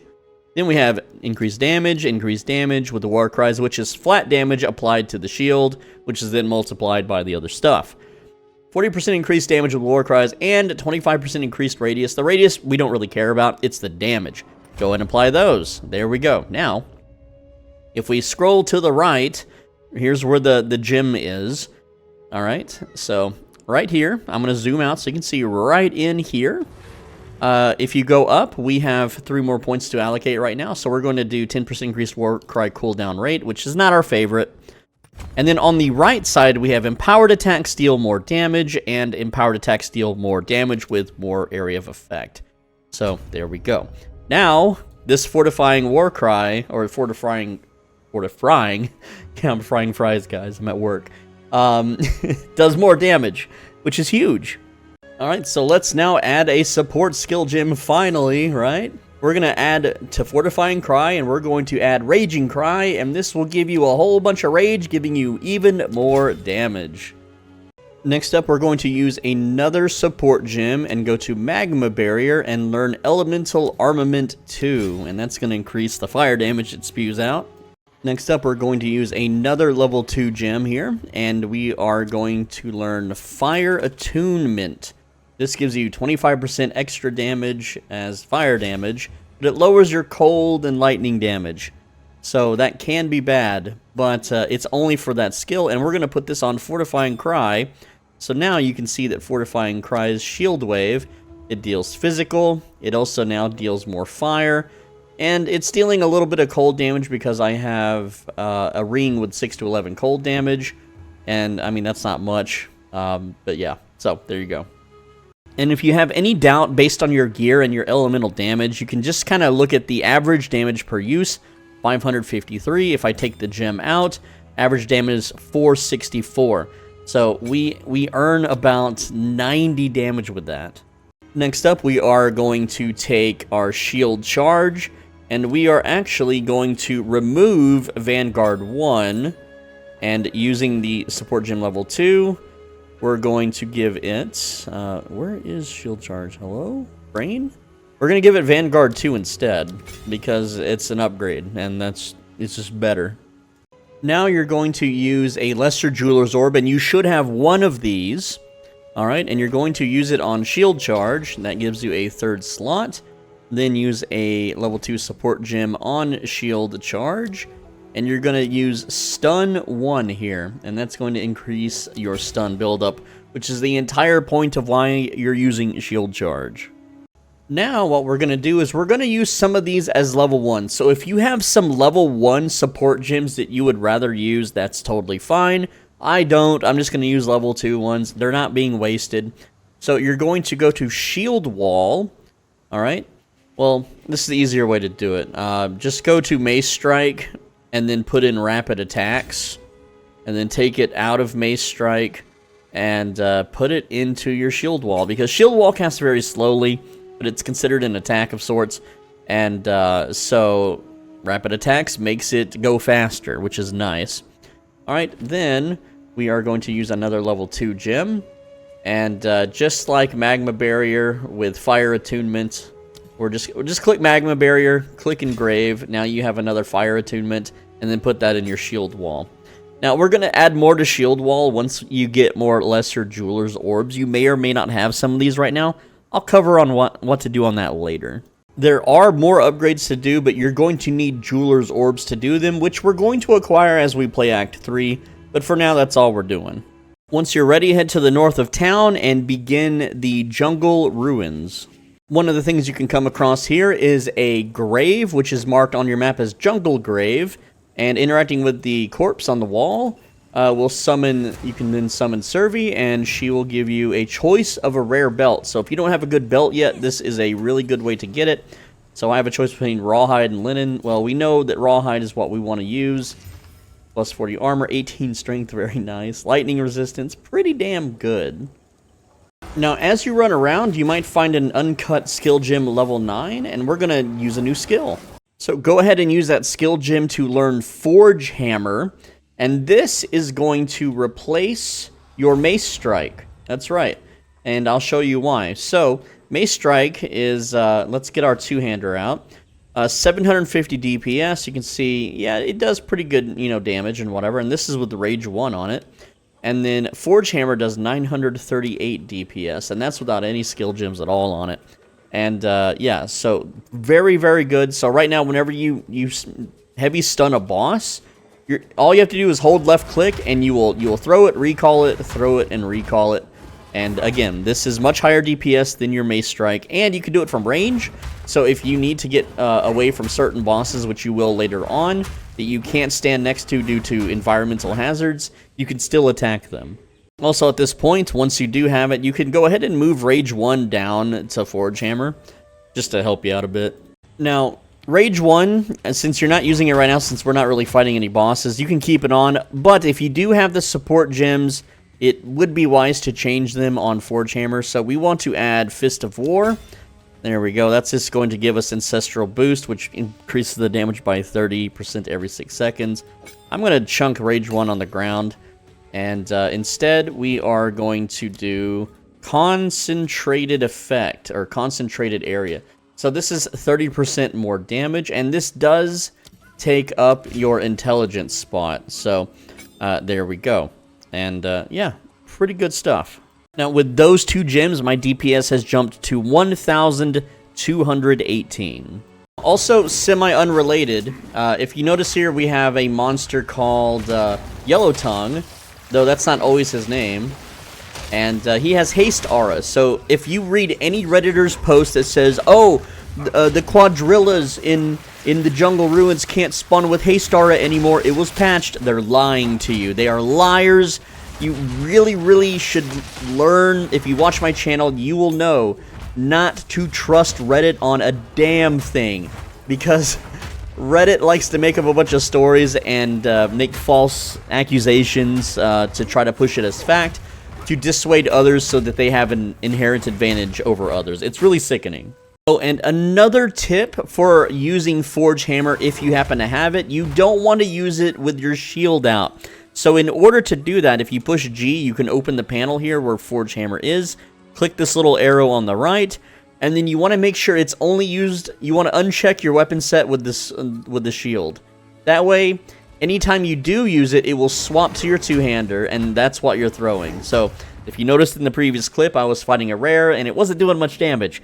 That's why, because I was throwing it with the one-handed weapon. So now it will only throw it with the two-handed weapon, making it hit a lot harder without having to manually swap between your sets. While running around, you might come across the camp, and the camp has some blue items, sometimes good, not usually, but there's an NPC, and you can buy and sell sometimes rare items. We have a rare shield there. They have a higher chance to spawn rare items.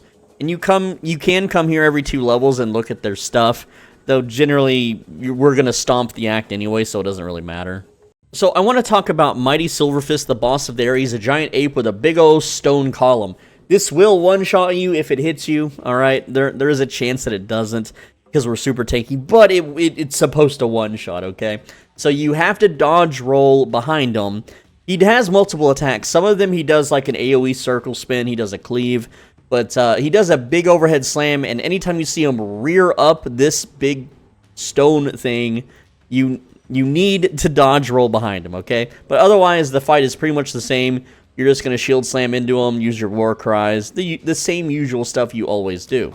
So you see that big attack, and I'm dead. So I'm telling you, you can't tank this. I have 56% armor, or 930 armor, 56% damage reduction, 752 HP, that killed me instantly, okay? You have to dodge roll behind it. It's how it's designed.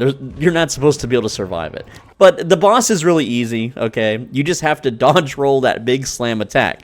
And I feel like the game has a forgiveness. Okay, maybe not. I feel like if you die to it enough times, that the boss will stop using it on you or something, right? But again, see, he does a little frontal cleave there. Now he's doing the big slam, and that's it. Just roll behind him. He's easy to stun. All right, you can tank everything else, just not the big overhead slam attack, okay? But everything else, you know, I did not mean to trigger the Forge Hammer there, but it's fine. Yeah, again, we're just gonna dodge behind him. We're gonna shield slam, and you can even put up walls if you want, you know, for damage, whatever. Alright, he's now stunnable again. So again, we're just going to stun him. And I didn't dodge the slam. So yeah, he did 2 spins and a slam there. Now, I want to point out that my Forge Hammer's DPS, even though the tooltip is listed at 1,218, and the shield wall is only listed at 478. Remember, shield wall shotguns, okay? So look how many walls you can put down. We've got like 1, 2, 3, 4, 5, 6. There's a bunch. So currently, because my maul, my two-handed weapon, is very behind, I'm still using a level 28 weapon, okay? And this one isn't even that great. It's pretty butt cheeks. So yeah, Forge Hammer will not out DPS your shield wall combo until you have a really good one, but that's coming up. It's also not necessary to have a really good two-handed maul either. Like, this one's also okay, but it's not the greatest. Again, the entire build guide, the whole point of the video, by the way, just to remind you, 2 hours, 3 hours in, however many hours in we are, is that you can do this with blue items. As long as your shield has high armor, that's all you really need. Anyway, the ape boss, he gives you the book with 2 extra skill points. He also gave me a skill gem level 9. I've already explained what to do with that. Forge Hammer and Fortifying Cry. We don't use Sunder. You can level up Shield Wall. You can level up, you know, other skills. I'm going to level up Shield Wall because that does a lot of damage. Next up is the Infested Barrens is the way forward. However, we don't want to do it just yet because there is another bonus area, but you can enter the Barrens. All right, not the World of Warcraft Barrens, unfortunately. And grab the waypoint. That way you can just teleport back to it later. And, well, where is that damn waypoint? As long as you don't spend more than 10 minutes getting the waypoint, you're fine. But you do want to return to the previous zone. There it is. It's a little bit of the ways out for some reason. And then we can just respawn at checkpoint. There we go. That cheats the system. It's a little faster than running backwards, isn't it? And it put me at the waypoint. Isn't that fun? I don't know why it did that. But yeah, I don't have the waypoint for Jungle Ruins either. Jeez. The side area, the optional side area, is the Venom Crypts. It looks like this. It's near a checkpoint. It's near the waypoint. You definitely want to do this first before the next zone. So while roaming around the Venom Crypts, you will find a corpse with a green name tag. Go ahead and click on that. That gives you the corpse snake venom. Then go to town, talk to Survey, and you get a choice of a permanent buff. And I'm pretty sure you can, as of the recent patch, you can change this if you ever need to adjust your build. Because this guide is very open-ended, you can choose whatever you want. So anyway, we turned it into Survey, and we get a potion, 25% stun threshold, 30% elemental element threshold, or 25% increased mana regeneration. Well, I'm going to go with stun threshold because that one's pretty much meta for every build ever. And you get an Artificer's Orb. There we go. We chug the potion, and that is a permanent buff. You can see it here in the chat. Soul Benji has received 25% increased stun threshold. Now, some of you may be wondering, why do we wait all the way until Act 3 to use all of these support skill gems? And the answer, you might have felt it by now, is because it increases your mana cost on your abilities as you put more gems in. And so I wanted to wait until you either had more mana or at least a good mana flask. I'm still using a Grand Flask only because it's giving me as much as the Colossals here. So again, Colossal 165. This one is 156. Oh no, it's like 9 mana difference. I don't need to upgrade that. Once you've turned in the quest, go to the Infested Barrens from the waypoint that you had earlier, or if you didn't find it, run around the Jungle Ruins until you find the entrance to the Infested Barrens. In the Infested Barrens, you'll have to summon Alva, which, if you're getting annoyed by throwing the Forge Hammer, just roll cancel it, that way you can still move. But talk to Alva, that progresses the story. While exploring the Infested Barrens, you can go check out the Azok Bog. It is a bonus side area, which we'll do next, but there is still more stuff to do in the Infested Barrens. But feel free to run in and, you know, grab the waypoint as per usual and then, you know, return back. That way, it's just easier to teleport back. You also might come across yet another vendor. And again, the vendor has a high chance of selling rare quality items. Unfortunately, my character can't use any of this stuff, so luck of the draw. You also might come across the Chimeral Wetlands. Now, this is the way forward. As per usual, run in, grab the waypoint, run back. We've got more stuff to do. And by more to do, I meant we need to go to the Azok Bog first. You'll be glad you did because it's a huge, well, not really a huge, but it's a nice power boost or defensive boost. We'll talk about it. Anyway, when we're here at the waypoint, we're going to summon Survey and talk to her, and there we go. Now we get to hunt down a boss. While wandering the zone, you'll come across the Flamekin Ritual. So what you do is you just smash all of these small effigies on the side. Just go ahead and left-click them all, and that's going to give you a temporary fire resistance buff because the upcoming boss in this zone is fire-themed, fire and physical. So, and we can mitigate physical just fine, but there we go. We've lit all the effigies, and yeah. So there we go. Now our fire resistance is boosted just a little bit. Oh, and you also get item rarity, apparently. So if you look in the top left corner, Ignak Duck's Harvest. Increased fire resist and item rarity, so there you go. So there's not a lot to say about this boss other than just right-click, shield stunner. She's going to fly around, and there we go. Just let her fly around a bit. Not much you can do here until she lands. And yeah, you can smash some of the bone walls, but it's fine. There we go. So now she's landed. And again, you just want to avoid the fireballs. So I have a decent amount of fire resist, and I have the little zone buff there. So again, we got her stunned. We put up the walls. Give her the war cry. You know, that's pretty much it. Her pattern's going to change a little bit. She won't stay on the broom too long. I think it's 75? Oh yeah, 75% maybe, 50%, I forget. But she's going to start casting a lot more fire spells now, and you just have to avoid, you know, some of them. None of them one-shot, but I don't think they're face-tankable either. I wouldn't face-tank it. She's, again, very easy to stun, so once she's stunned, just start throwing your walls, doing your combo, and that's pretty much it. She doesn't have a lot of HP either, and we're not even hitting too hard. But, yeah, don't want to stand in the fire there. Again, it's very hard to mess up this boss fight because she's very stunnable, very, very brittle. There we go. And this should be the last combo there. And again, I'm playing lazily. I'm not even like breaking her armor or anything. I'm not even really playing all that serious. I'm kind of like half-assing the fight here. Like I don't even respect it, which I don't. I mean, see, easy. I just held right-click, and I know my recording software is a little laggy for you, and I'm sorry for that.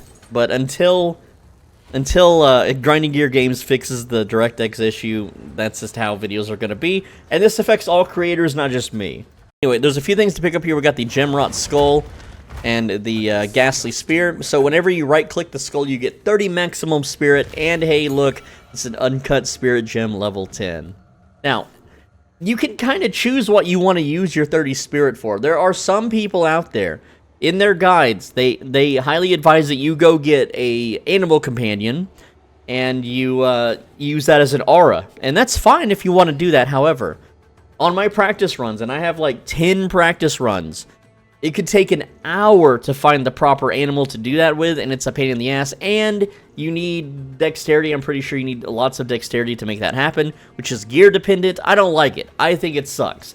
So, my favorite thing is Time of Need, and this just gives you life, and removes curses, and removes elemental elements just randomly, periodically, and it's such a lifesaver. It makes a huge difference when leveling, and you could always swap this out later when you're ready to play your actual build. We just want to get through Act 3 as quick and easy as possible so that we can unlock the player shop. So I'm picking Time of Need, alright? There you go.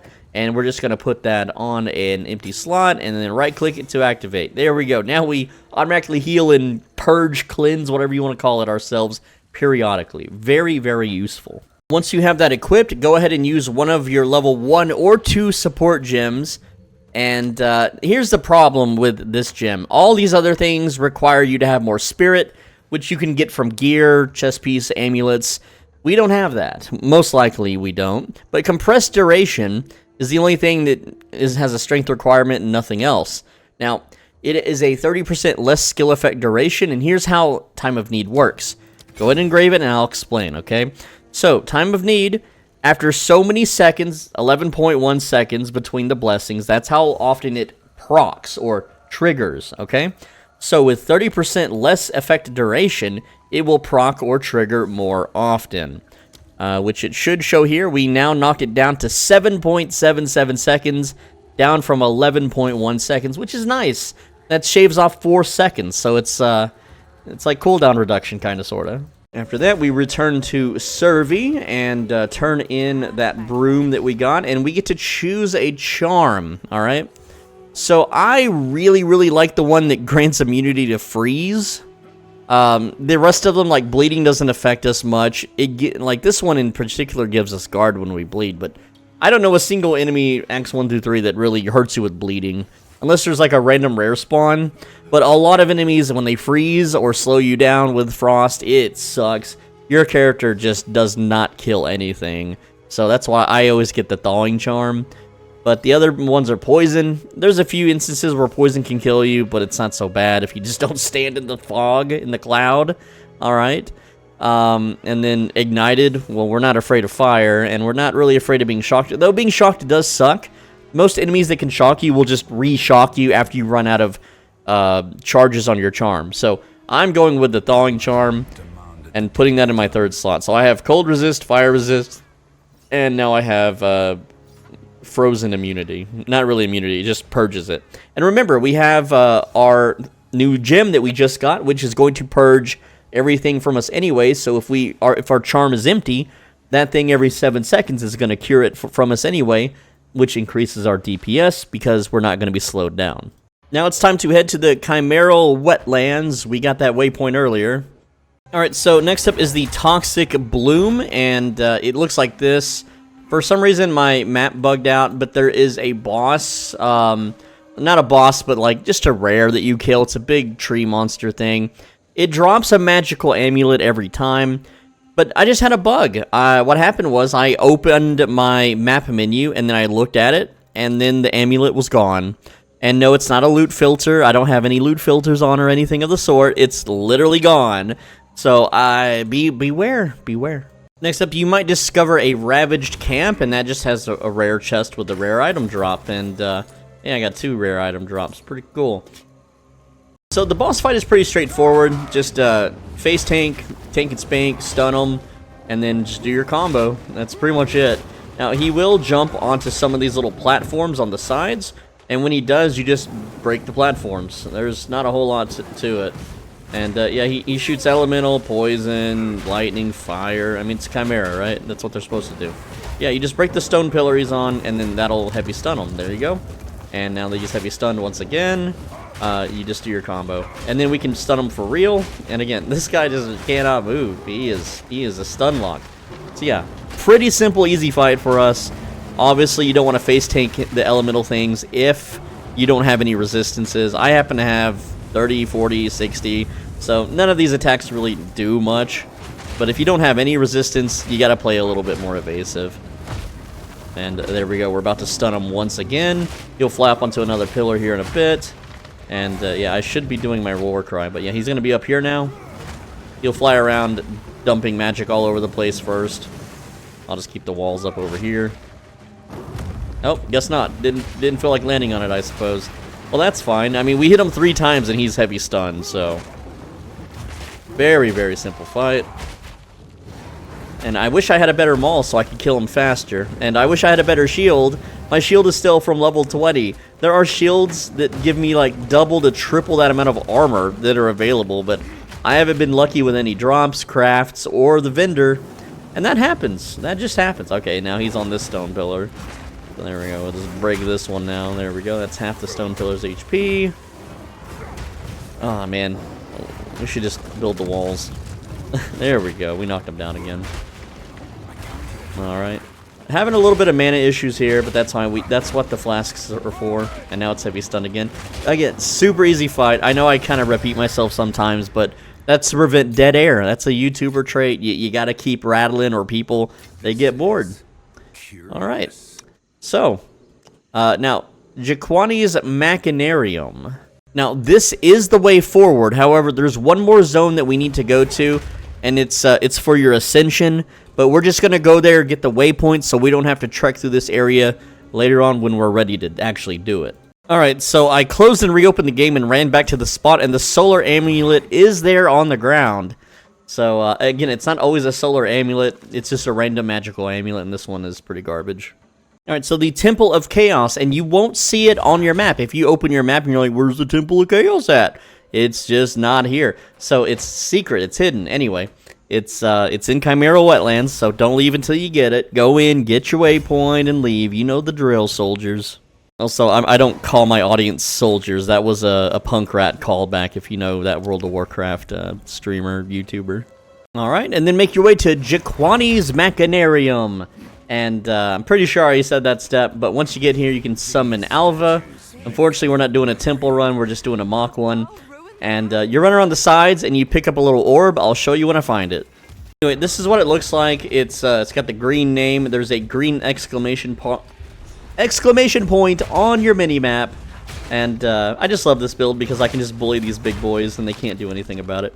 But, YouTube, I'm talking about a video game, okay? But yeah, make your way back to Alva once you have that item. Alright, then we speak to Alva here, and there we go. She's going to... Alright, I'm going to click the stone altar. Boink! You know, just dump it in there. We got the big boys coming. They're mad. They're ready to slam. But you just hit them in the knees, and then down they go.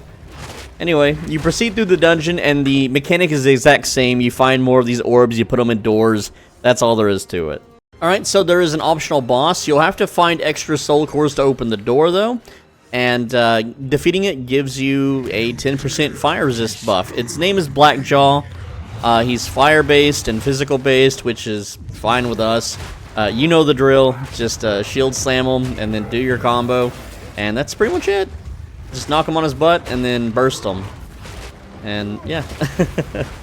I don't even know why I show the full fights. I know someone would ask, can you show the full fight next time in your next video?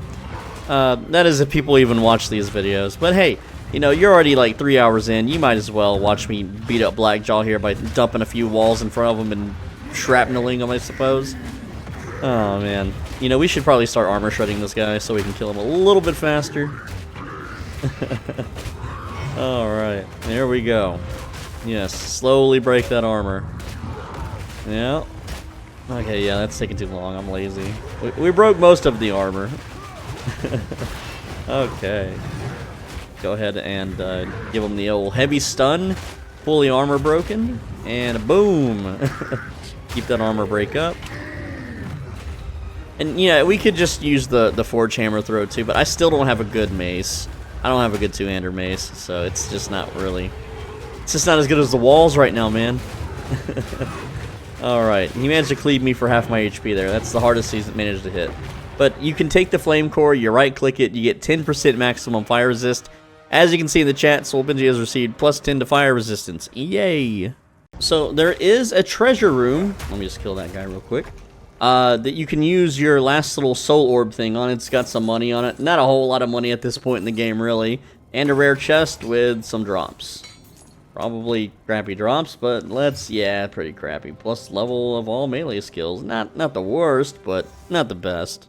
Alright, then proceed to the Sanctum, which has the exact same mechanic. You gotta run around the area grabbing bigger orbs this time. And then you return here and there's a big old boss fight. While running around the Sanctum, you might come across the Corruption Altar.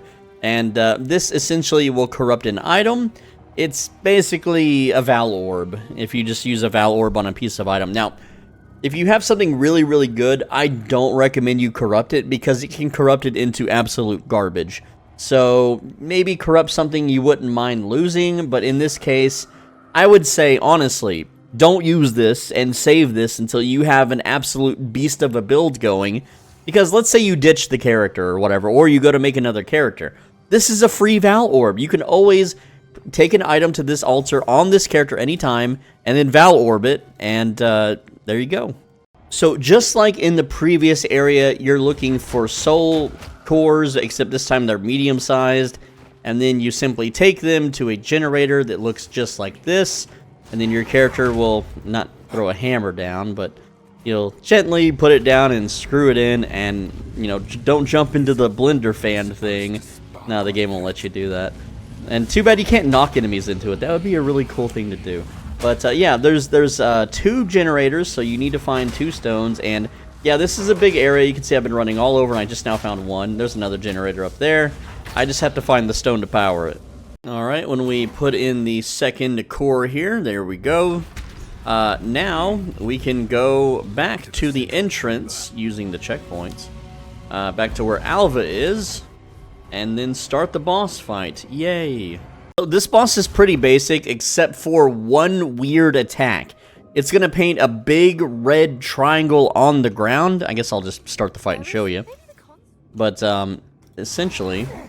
Oh, okay. Yeah, retrieve the large soul core. Why won't it let me click on it? That's weird. She's gotta do her animation or something? Oh, there it goes. It just took a bit for it to light up, I suppose. Anyway, so we're going to grab the soul core, and that's going to activate the boss. Now, it's a big red triangle on the ground. That'll kill you. So the way to avoid it is you stand on the tips of the triangle. It's super weird, but that's just how it works. And nothing else is really all that lethal. We can just stun them very, very easily. Build the walls, slam the walls, just rinse and repeat. Everything else, not much of a threat. We're pretty tanky here, so I'm just going to sit here and... build the wall, smash the wall. Maybe add some shield slams.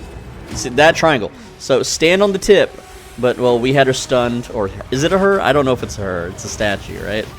And yeah, it looks like a pretty maniacal boss, and it is, except for our build. Our build is designed to mitigate. That's the whole point. But yeah, that damn triangle attack. Okay, now we stand on the tips, and it hit me anyway, but I survived. Okay, most of the time you might not survive that, but for some reason I did. But you just have to stand on the tip of it, and that's how you avoid dying. Anyway, we're going to finish up the boss here. Build the 2 wall. Alright. Now, its little stun meter is not red anymore, meaning I can... knock it on its butt and do the combo all over again. Yay. Kind of wanted to do one more triangle attack so I could show you avoiding it, but it is what it is. As long as you have a certain amount of HP, I guess you could tank it. Maybe you got nerfed since the last patch. I don't know, but there we go. Alright, so now we're going to return to the infested Barrens, and then we're going to put the big old stone on the stone altar. You know, I don't know why we have to fight the boss when we could have just ran away from it and put it on here anyway. It's whatever. I don't know, man. But now we can proceed to the Sanctum and Waterways. Yippee! Woo! So here's how the waterways works. There's these little canal levers, and you just click on them, and that makes the water go away. Yippee! Now, there is multiple different paths to take. Also, the fish come out of the water like, hey, where'd the water go? Why'd you do that, bro? What's wrong with you? But, yeah, so there's multiple different pathways, and some levers you can reuse to raise the water once again to reopen another path. You just have to finagle around the zone until you figure out where to go. There's no real set path. It's a procedurally generated game. While exploring, you might come across a checkpoint, and it says Shaman's Hut. And this is Narag of the Vile Word. It's just a rare enemy. This enemy always drops a rare weapon, so it's nothing special. Usually doesn't even have anything to do with your build or character that you're playing. But it's worth the, you know, if you want the completion, I suppose. A little bit of a tanky boy today. There we go. We got a staff weapon. Woo! Finally, when you get to the end of the zone, there's the big lever, and then you just pull that sucker and teleport back to town. There you go. Talk to Alva. And, yeah, it's kind of weird, but, you never noticed it the first time, because you're like, why did it open the map? And it shows. It unsunk the little city here, so there you go.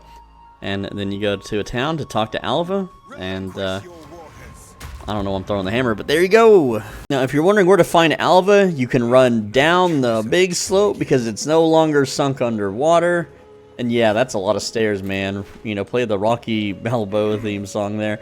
I know that's supposed to be running upstairs, but anyway, Alva's down here. You can go talk to her. After that, the pathway opens behind us called the Drowned City. Uh-oh. So while roaming the Drowned City, there's going to be random little doorways, and you go into them, and there is treasures. Also, what are these creepy little baby dudes? What are they called? Flathead Laborer, Clubber and Warrior. I don't know why I said Laborer. Yeah, these are just little treasure rooms. You can, you know, go get yourself a rare. Hey, a crumbling mall. Is it any good, though? Man, it's alright. Yeah, that's pretty good, actually. And Low physical, though. I don't know if I want to use that. Anyway, there's going to be a bunch of these scattered around the zone. Also, there are sea witches, and they summon this blue orb. And if you stand in the orb too long, your character technically dies or drowns or whatever. So you're going to have to dodge roll out of it. You're just going to have to not stand in one spot too long. That's all. Pretty easy. While running around, you might find the apex of Filth. Now, this is the way forward for the story. But there's a bonus area we need to go to first. So, as usual, run in, grab waypoint, run back to Drowned City. Alright, so now we need to go to the Molten Vault, which, let me show you my mini-map here. So, it's a pretty big zone, but it's going to be, like, absolute opposite of the side most of the time in most tile sets of the Apex of Filth. So, if you find the Apex of Filth, just head the complete opposite direction all the way down, and you'll find the Molten Vault. And this is how we get the Reforge bench. It's just a simple boss fight. It's a little tough for melee, but you want to stack some fire resist if you can. It shouldn't be too hard, but it can be a little bit annoying. Just remember, that's why we have this little hammer throwing spell ability, okay? Mostly specifically for this exact fight. So this boss fight it's interesting, but it's not too difficult. You just don't want to stand in the lava too much. Alright, so this guy breaks the wall, and we're going to build our own little wall. I wish the wall would hold back the lava. That'd be pretty cool, right? But essentially, we're just going to... you can backpedal and you can throw hammers at him. That's one thing you could do. But it's more fun to fight him like man mode. Again, he doesn't have a lot of health. He's easy to stagger. The usual, just double wall, shout, you know, slam him whenever he's he's slammable. There we go. I'll show you the full fight, and why not? It's a cool fight. And, yeah, there's an encroaching lava wall that just does not stop coming. And, yeah, we can face tank everything. So he likes to run into lava. When he does that, that's why we throw the hammer. There we go. And then there's this this little, like, lava pool thing that you gotta dodge. And you can face tank some of it. Like my resists are pretty good. I have 44. So... and there's a time limit, by the way. And, yeah, that's the hardest hitting attack he's got is that jumping slam attack. And yeah, it kind of sucks to get hit by it, but it's not so bad at the end of the day. Now, this is a DPS race fight, okay? It is a DPS race. So, you have to kill... You can't just dawdle and play with them forever. This hallway does eventually end, and then you're just going to be submerged in lava. So, you got to keep that in mind. So that's why we're going to double wall into the slam. Let's do another couple slams here. And right now, I'm in the lava, so... my HP is rapidly dropping, and yeah, you can't stand in the lava. It'll get you. So here's the rest of the fight. There's these stalactites, these little spikes on the ground, and he's going to blow them up and do some combos with them, but it's something that we can't just face tank.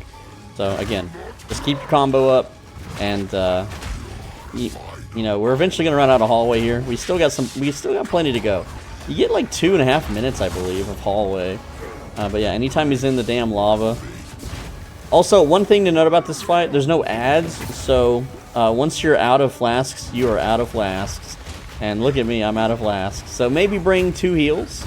That's one thing you can do. That or have some life leech, which is what I've got. Alright, do we win this or do we lose here? There we go, we win, of course. Simple enough. But yeah, we were pretty much at the back of the hallway. I don't know why the loot drops at the end of the hallway. I guess in case he dies in the lava. But one of the cool things here is there's like no way out. You can't walk on the molten, dried, golden lava, right? You have to teleport out, so just keep that in mind. And then once you're back in town, you just go over to the old Oswald, turn that sucker in. There we go. And, well, technically I've already done it on this account, but that unlocks the reforging bench, and now you can combine 3 items that were failed crafts into a new randomly rolled item. Alright, so at this point, you should be level 42. I am level 42 and 88%. That gives us 10 skill points to allocate, so let's allocate them. And again, yes, we are going strength all the way up here. Let me show you where we're at, okay? So we're right in here, and we're going up next to this Resolute Technique node. And we're going to get some more damage, because you're starting to feel a little bit weak, a little bit... not so big on the damage, but anyway, we're going to get all strength nodes, and then we're going to go straight up to physical damage, physical damage, physical damage, battle fever. Alright, and there we go. Now, you can do this at level 41. I'm level 42. I still have 1 point left over. And we're going to crawl towards this damage node next. So we can just go ahead and grab that strength node too. And again, this is all attack damage, which is not quite as good as physical damage. But it's still damage. We want the damage. Now, I imagine by now you're in the routine of trying to get your items updated. Like I have these boots with 200 on armor, 200 on the helmet. But at level 40, get yourself a gargantuan life flask. And you can also get a gargantuan mana flask if you want. You don't really need it though. But definitely try to get a good life flask. This thing will keep you alive and keep you nice and healed. And just a heads up, if you've already killed the mech tool, the boss we just fought, this little icon will never be cleared. It just doesn't count. The game doesn't count you as doing it for some reason on a new character. But on your first character, it'll count it. Sorry, OCD completionists. Also, must be bugged because Narag's hut is not showing as completed. I don't know why, man. I just don't get it. Anyway, it's off to the Apex of Filth. Apex of Filth, as known as Asmongold's room. Am I right, guys? As you run around, you might find mushrooms dropped by random mobs, so make sure you're killing them and not just running away from them. Got the blue mushroom. There's, I think there's 2 other ones, and we dump them in a cauldron and get some flasks. The other mushrooms that you can find, there is the blue, the red, and the green. Alright, so I hit record to show you the boss fight, which is the Queen of Filth.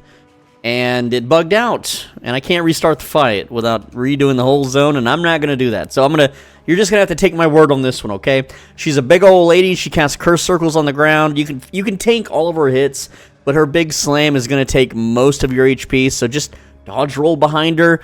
The usual shield slammer, build those walls, yell, build the walls, shield slam through them. You know the drill. I don't have to explain it. It's a pretty simple fight. That's all there is to it. So as you explore around, you'll find the Cauldron Keeper, which looks like one of the enemy mobs. But you can talk to him. You can. There's some magical items and sometimes rare rings. In this case, hey, we got a pearl ring. I don't need cast speed though. Boo, right? But yeah, pretty interesting stuff. Sells high chance for rares, the usual. But anyway, with the mushrooms that we have, the red, green, and blue. We can Here are the mushrooms you seek. Put them in the cauldron. There you go. Wow. Oh, I guess I gotta click it 3 times. That's weird. Alright, cool. And now we have Superior Gargantuan, Mana, and Life Flask unidentified. I don't think it always gives Gargantuan, but, ooh, that's nice. Applied instantly is really good. I like that. And then, yeah, I mean, these are quality, so might as well slap them on. That one heals about 400 more. But the instant part, it's very nice, very nice. But yeah, sometimes the Cauldron Keeper is like complete opposite side of the boss room, and that sucks if that's the case. So here's the Cauldron Keeper on my minimap, and when your game crashes, it unreveals your minimap, so I had to run around and reveal this whole thing for you. But yeah, the boss is in the top right corner, and the Cauldron was in the bottom left corner. What a lot of walking. Real painful. But after you kill the boss, and after you've done the Cauldron Keeper, you can return to town. Anyway, after the Apex of Filth, the Queen of Filth, by the way, that's her name, the Queen, you get the Temple Door Idol. You talk to Alva, and then you can now use the door at the bottom of the town stairs, and you shove that little doll into the wall, then it gets crushed in an elevator. Kind of, sort of. I hope no one gets that reference of the elevator crushing. But anyway, we're in the Temple of Kopac. Woo! Oh, and that's Kopac, not Kotek. I don't know where I got Kotek, but it's Kopac. By the way, this temple has a new game mechanic copied straight from V Rising, and that is don't stand in the sun, it'll burn you. Even though we're not a vampire, okay? You see this little Ziggurat sun buff? You're taking fire damage over time from being in the view of the Temple of Kopac's sun. So the more deeper you go, the more the burn. Ooh, it stings. Yep, so you gotta kind of lurk in the shadows, all right? But hey, we happen to have time of need. That's gonna help us out, and we're pretty tanky, beefy, etc., etc. So we don't have to fear. Anyway, the temple is shaped like a triangle thing, and so you're trying to find stairs, and you can usually find them on the edges, but not always. It is randomly generated after all. But again, just get up the stairs. Alright, quick tip for navigating any of the floors, really. Like I said, the stairways are in the corners. However, you could run to very close to the corner, and it still won't be fully revealed, and you won't see a stairway. And you only see the doorway on the minimap until it's fully revealed. So you have to actually run up and get real close to that wall for it to show up, okay? So if you're a minimap player like me and you're not really paying attention to the game, just keep that in mind. So this boss fight is moderately tough if you don't have a lot of fire resists. I wouldn't face tank any of the big attacks. It's a lot of dodge rolling and a lot of running around. It's not gonna be a quick fight either. So yeah, let's get into it. Let's go. Alright, I'm gonna skip the monologuing though. Alright, let's begin. Woo! Give him a little tap. And yeah, he darts around like crazy, but we can heavy stun him when he blows himself up. He will be just kind of idle for a bit. There we go. Knock him into his little hover mode, I guess. And he stays stunned for a little bit, you know. We get at least a few rotations. But, yeah, there we go. So, yeah, he's got a lot of annoying fire attacks. Go ahead and start re-stunning him now that his stun meter is no longer red. That means he's ready to get beat up again. Alright. And there's the stun. Off the 2 walls. Just keep walling and popping. That's it. That's all we're doing. Walling and popping. Alright, he hasn't done any of his big annoying attacks though, which is interesting. It's like, come on, I'm making a video here. Show your big attacks. Show your dangerous attacks. Alright, so he's gonna fly around now. We can't target him when he's in the air like that. And now we just play a shump. Is it a shump? It's one of those like Toho, but it's Path of Exile. Oh man. Alright. And yeah, he's gonna dart around and blow up a bunch. That's fine. That can really hurt you if you don't dodge roll it, but we're just gonna stun him here as soon as he wakes up. There we go. And now, again with the walls, the yelling, the enemies love it. They love getting walled at and yelled at. It's great. Alright, he's almost done. Let's see if we can get him with one more wall here. Yeah, there we go. Got him. And that's the fight. Pretty simple, right? Now, he dropped a level 11 skill gem, and we are not using any of these level 11 abilities, so feel free to level up your other stuff. For me, I'm leveling up shield charge. Oh, yeah. Anyway, once the boss fight's over, give Alva a smooch on her forehead, even though her hat's probably guarding it, and click Investigate Platform. There we go. And, woo, there you go. Skipping the story for you. Anyway, if it wasn't obvious, go through the gateway, and then do what the game tells you. Follow Alva, right? And, yeah, she went down the stairs for those who weren't paying attention to where the NPC ran to. But, yeah, she's at the bottom of the stairs. I like this part. It's like, you walk up, and it's like, hello, natives. Oh, wait. Okay, so my other character just immediately started attacking, and it's like, what are you doing? Why'd you do that? They were peaceful. But if you don't do anything, then they're not peaceful. There's no winning with this game, man. Anyway, welcome to Utzel, probably the most painful, hardest, most difficult zone in the story so far. This zone is truly a nightmare if you're not our melee, tanky, beefy character. If you are anything else, if you are any of the meta builds found on those dorky, stupid websites meant to funnel your attention into them so that the website owners drown you with ads and get all your money through ad, page views, whatever. We're all the sponsored Twitch streamers that are being paid by the company, where they all tell you to go, oh yeah, here's my written guide, bro, that I'm being paid to write, etc., etc. You're gonna suffer in this zone. The enemies throw grenades that one-shot you. The boss fight is the hardest one thus far, and the entire inspiration for this entire video. This zone is the culmination of endless practice and torment and scouring spreadsheets and data and trying to figure out a way to solve this problem, because I know that a lot of people, this zone is their uninstall moment. this zone is there. This game sucks, and this zone is what causes them to leave a negative review of this game. And I'm here to help you through it. With our character, we can do it, and it's going to be easy. At some point, while you kill mobs, they will drop a sacrificial heart. So go ahead and pick that sucker up, and we're going to stab it in the next zone for 2 skill points. Oh yeah. At some point, you may hit a checkpoint and come across a door. And down here, there is the Grand Idol, and you can just sell that to Oswald in town for gold. Like, a lot of people who don't know what it's for, it's just vendor loot. You just go to town. Even though we're in the past, you can still go through the gate and go back to the present, okay? You're not trapped in the past or anything. But, yeah, you just go vendor it. And there's a bunch scattered around the zone for you to go vendor. So, again, we would just click gateway. And you don't have to, like, do this every time you find one. And somehow, Alva's back from being, you know, taken, or whatever. Back from being kidnapped. That's not Oswald. What am I doing? This is Oswald. Anyway, so it's 1,000 gold. And some of them are worth more, some of them are worth a bit less. But yeah, just that's what they're used for, just to let you know. Alright, so let me walk you through the hardest boss fight so far in the video, and, well, of the video, okay?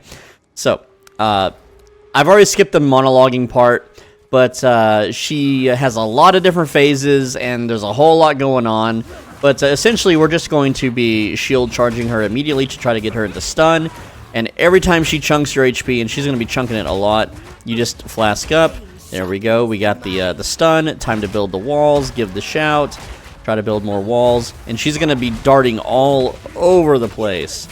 Alright, and you can see that I'm taking a lot of hits because I'm standing in this pool of poison. She's going to fly in the air. And you can try to shrapnel her with some walls while dodging these flaming comet meteor attacks, and then she evolves into some chaos damage circles on the ground. This part's pretty easy to dodge, but coming up she's going to now enchant, or maybe not yet, but she's going to enchant her guards to do poison stab attacks, and those hit insanely hard. Even though we're an armored, you know, she's enchanting them. So you'll see here that they're going to do a big wave, and that's what you have to dodge, and you have to dodge into it. So, there we go. I dodged into it, and I used immunity frames to avoid the damage. But then the fight repeats, and that's basically it. I don't know how the minimap open. I always play with the minimap open. It is what it is. And there's no ads, so once you're out of flasks, you're out of flask. That's it. So you gotta make them count. And there we go. I don't think I got the bonus damage there, but I'm gonna show you the rest of the fight. We're gonna dodge that because it can hurt. Again, don't be afraid to dodge, even though we're tanky Mr. Tanky Tank. I get real loopy when I'm tired here. Just do what you can, build the walls, give the shout, you know, try to DPS her down as much as possible. The longer the fight lasts, the closer, more closed in the guards get. And yeah, it becomes troublesome to dodge their spears the more closed in the arena gets. Now, this doesn't feel as bad as it was last patch, so maybe they nerfed her a bit. Maybe they did nerf, they made it a little easier finally, right?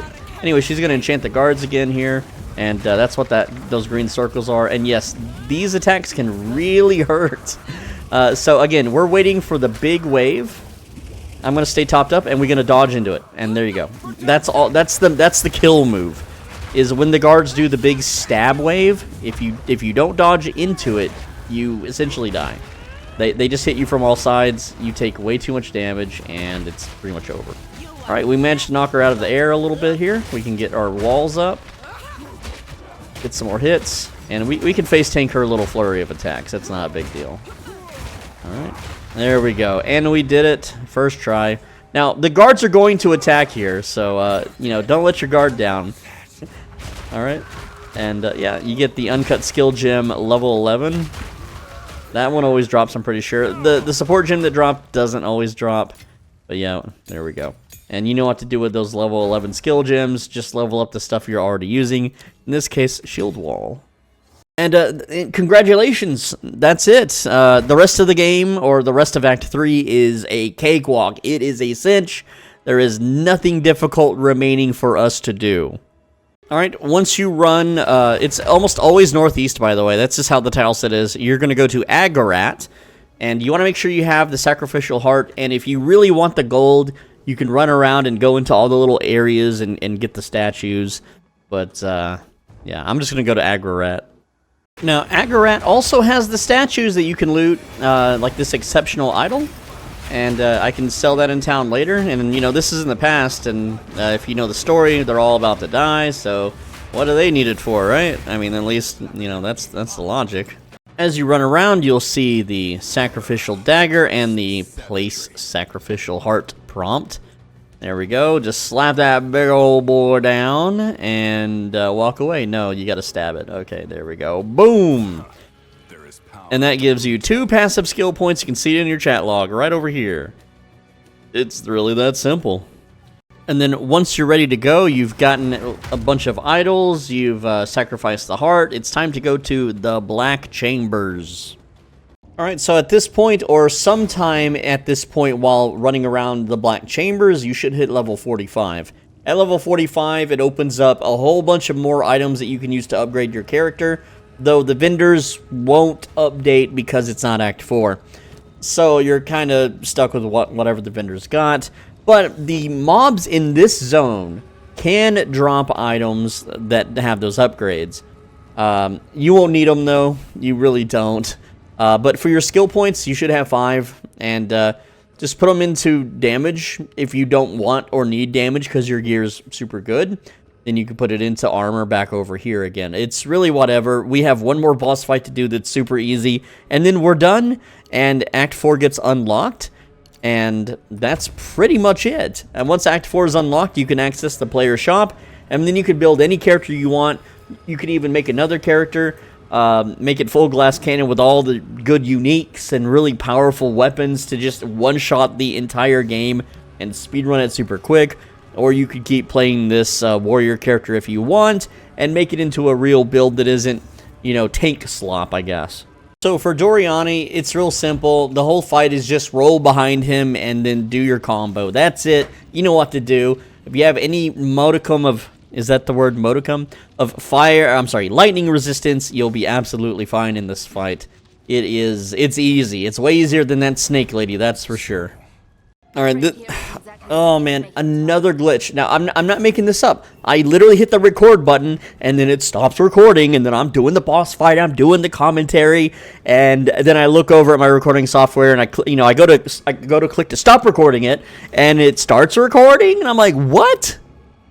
Oh, it has to do with DirectX 11, whatever. So let me explain the fight again, but I don't get to show you the fight. So there's a human form of Doryani, and you just shield slam him and you do your combo. That's all you do in human form. Nothing he has is going to hurt you or one-shot you or kill you. Then he goes Dr. Robotnik mode and gets in a big mech. And all you do is stay behind him, you just roll behind him every time he does a thing, and then you do your combo behind him. At some point, his butt has a bunch of lasers that shoot out of it. You switch to the front. You stay in front of him while he wiggles around with his butt lasers. When the butt laser's in, you get back behind him, and you continue doing your combo as per usual. Once that's done... And yeah, I could just, you know, hit checkpoint and maybe do the fight over. Whatever, I'm not going to. I don't care. Alright, if you made it this far in the video, it's self-explanatory, okay? Then he flies around the room. He has turrets that'll shoot you with lasers and fire. And the laser beams, if they shoot you from the turret, they hurt about half of your HP, but they won't kill you. And what they do is they will target under you, and you'll see a glowing light underneath you. You just dodge roll away from it if you're scared of it. You shouldn't be. You can literally face tank the whole encounter. It's super easy. But yeah, that's Doryani for you. Anyway, we go back to Doryani, and there's a cutscene. Anyway, once you're done talking to the NPCs, click Travel to King's March, and there you go. That gets you to Act 4, and that unlocks the player shop, and it unlocks, well, there's some... Cool. I love how it just stops freaking recording while I'm in the middle of a yap sesh.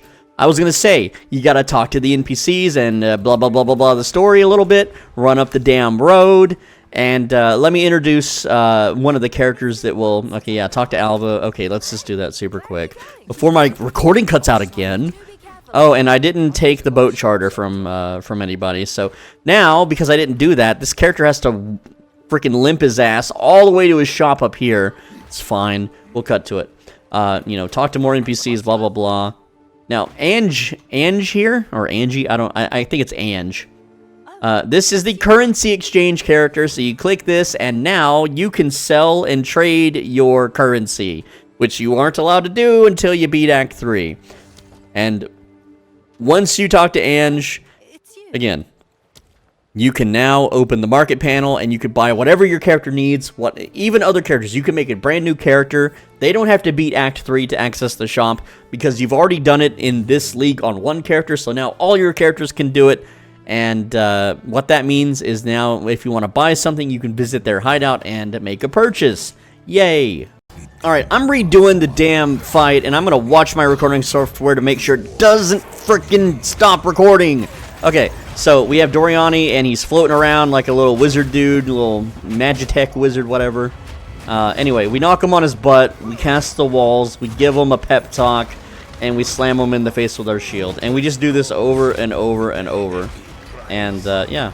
So now he's lightning the ground. We can just face tank it because it's Doryani. He just tickles. He's not nearly as tough. And then there's a trap thing in the middle that's gonna shoot lasers. Again, we can face tank every single thing in this phase. And we stun him so fast and so hard that he can't really fight back. He's just, there's nothing he's really capable of doing. Alright. Missed my shield charge there. Now he's got magic, you know, just coming at us. You know, these big fire orbs. They don't really do much. He's got his lightning hand stuff. It's fine. And yeah, it hurt a little bit there, but that's okay. Again, we're face taking all of this. And now he's going to go into his robot mode. So again, we just stay behind the robot and we avoid the death lasers. Not too hard. Let's build some walls, get our mana back, and boom, start the fight. So again, we're going to stay behind him. The spiky butt is his behind, if you haven't figured that out. And yeah, so he hit me a couple times there, put me in heavy stun, and then he does that pincer attack. Again, it didn't kill us, though. It does not kill us, and neither does that ball smash, okay? Oh, the name of these moves. But yeah, we're just doing our combo. We build the wall, we smash the wall. That's it. Now he's doing a big fire wave attack. Again, dealt no damage to us whatsoever. My fire resist is 44. Nothing special. Now this part, you see there's a turret floating above the arena? That's going to shoot a laser at us. And, okay, now he's doing the butt laser, so we stay in front of him. We just kind of dance around. There we go. Stay behind him. Now, you see that laser? See how there's a little light that appeared there? You just roll out of that, but you can still face tank it. As you can see, if it shoots you in the middle, because the laser is physical, if it shoots you in the middle of you doing your shield charge, you block it. Alright, so now he's doing this thing where he slams the ground. You can run out of this, but you can face take it if you want. I'm just showing you how to run out of it. Okay, now the fire lasers, these little orbital lasers, and I'm still recording good, it didn't bug out this time. The orbital laser fire will hurt you pretty good if you stand in it, but it's not an instant kill, it's not a one-shot. Alright, so there you go. Again, we're just walling, slamming, walls and slams. The only thing that we have to worry about is flasks, because there are no ads, so when you run out of flasks, that's the fight. No more heals unless you have lifesteal. But yeah, this is pretty much it. You just build the wall, you heavy stun him, and then he's dead. And we'll kill him with a yell. Boom. And that's the fight. Alright. Sorry if it's lagging. Blame the damn game patch. But it's a real easy fight. And if I had better gear, like I'm still using a shield that's level 20, and our one-handed weapon damage does nothing. The only thing that our one-handed weapon damage boosts is stomping ground on our shield charge. That's it. Because Shockwave is based on default attack damage. That's it, okay? Everything else, the shield wall damage, the shield slam damage, all that stuff is based on your armor on your shield, and I have 130 armor, and if we, well, look at that, we just, let's see what this shield is, that could be an upgrade, look at that, 201 armor, boom, we just doubled our DPS from a drop, right? Unfortunately, it's after the boss is killed and after the video is over, but you get the idea. We are using absolute garbage, blue boots. These gloves are level 16. I didn't replace these because they had life leech on them, and you could easily roll life leech on gloves. That, you know, and this wasn't even a factor. Without life leech, I still wouldn't be one-shotted. I still wouldn't be killed. The boot or the belt, we just use it for that 25% life recovery. The armor and the strength and the resists is just icing on the cake. Blue ring, a really crappy rare ring. Blue amulet with intelligence. This does like nothing for us, okay? The helmet's pretty okay, you know. It's got a good amount of armor, some resist. Now the chest piece. The chest piece, high armor, double resist, high life. This is the GOAT right here. And even if you don't have this, oh no, I'm down 60 something life. That's not going to make much of a diff. Okay, this shield is actually pretty goated too, because it has life and armor. But, you know, before that, you know, we had 854 armor. And here's the cool thing, like, here's the whole thing with the video, right? Is we did this with no defensives at all on the tree. It's all offensive stuff. It's just pure damage. It's just pure damage, right? All the defenses come from the fact that while you're shield charging, you block attacks, and because the game isn't patched correctly, you're blocking attacks with shield charge. It does not build your own heavy stun meter. This one attack shield charge is the most stunning attack in the game. It builds heavy stun better than anything else. It is a frontal cone AoE explosion that we buff with Fortifying Cry that is automatically buffed with Magma Barrier. We have time of need ticking while we're blocking, while we're stunning. Everything's on the screen stunned, blown up, and can't move. We have these walls that absorb all missile attacks, spell attacks, everything coming at us. And when you do a shield attack, okay, well, it crumbled. But when you do a shield attack, it automatically shotguns in front of it. Okay. You could also do the yell, so you still get the buff and everything. This build cannot be topped. It cannot be beaten. Literally every person ever, one guy somewhere, one guy was like, Lightning Arrow Deadeye, and then everyone copied them, and everyone's league starter is Lightning Arrow Deadeye. So, yeah, you know what? I literally have that character. So if you're unfamiliar with what a Lightning Arrow Deadeye is, let me show you the tooltip. DPS 3000, 1000, 1000, blah, blah, blah, alright? This character's level 49. It's not the best, but I did buy the beefiest freaking weapon on the market at the time, which was pretty early on. I'm sure there's better bows now. But here's the rotation. You drop a little lightning orb thingies on the ground, like so, while you backpedal, you know, in a desperate attempt to not get cornered, killed, surrounded, or even touched by any of the mobs. And if you get knocked down, you're just dead. You are dead. And look how much I'm having to dodge roll around. And look at this. I have to backpedal. I'm nearly dead. And I'm backpedaling. And yeah, I'm killing the mobs relatively quickly. Oh, look, I just took a hit. I'm nearly dead. Uh-oh. And here's a rare. Okay, look how much I struggled to kill him, right? But we did kill him, and yes, this build does kill.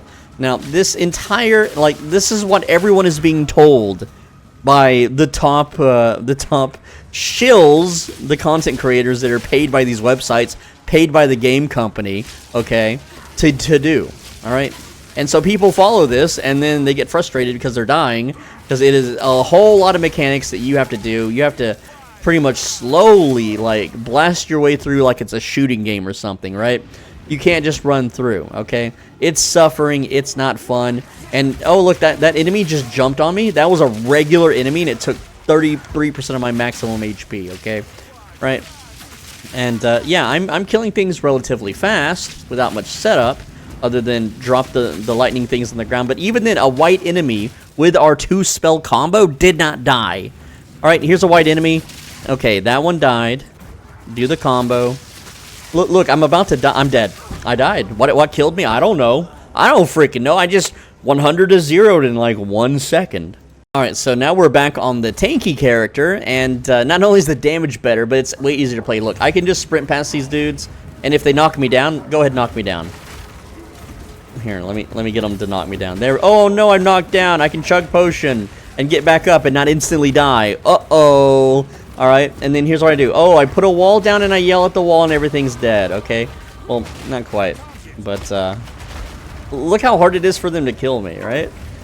Alright, so we put the wall down, we yell at them, and these are actually upgraded mobs. Those weren't regular mobs, those were magical mobs. Those were, I don't remember what they're freaking called. Alright, we got some regular mobs here, some big boys. We put the wall, we yell, they're dead. That's 2 buttons are dead. I'm in no threat of dying to this. I put a wall down, I slam through it, I have shield, I'm getting life back. These guys just can't, like, I don't have to pay attention to the game.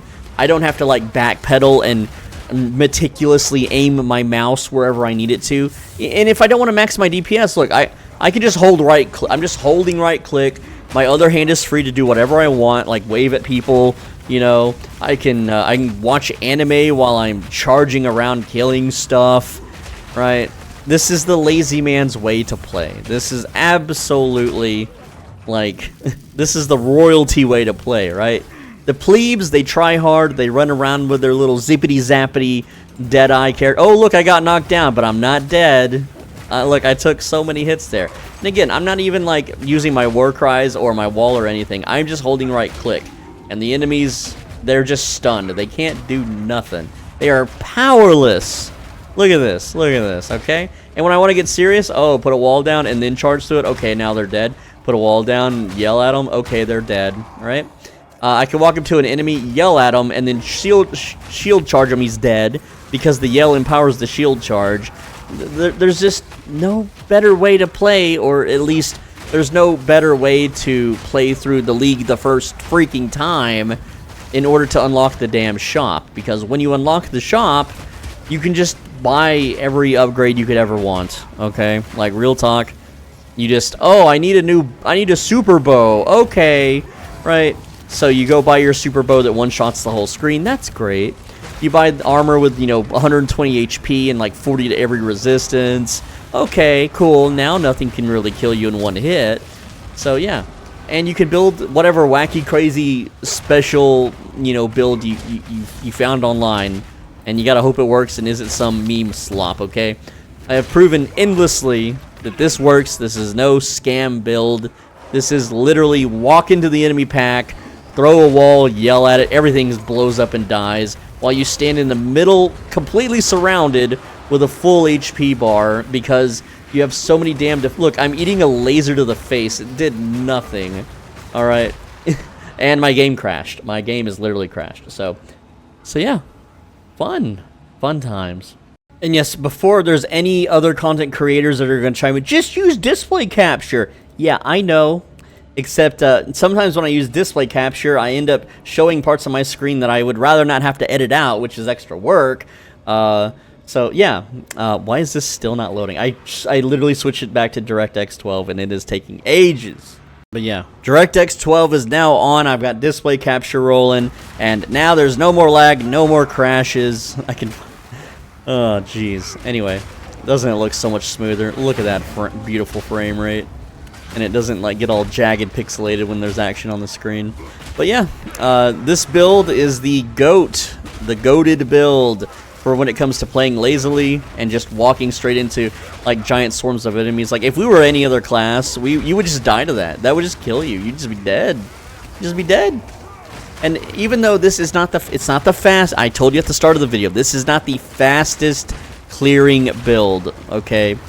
Yes, speedrunners, people that have high technical skill, you know, ADHD teenagers or teenagers on Adderall, whatever, with that super reaction time that the youth has.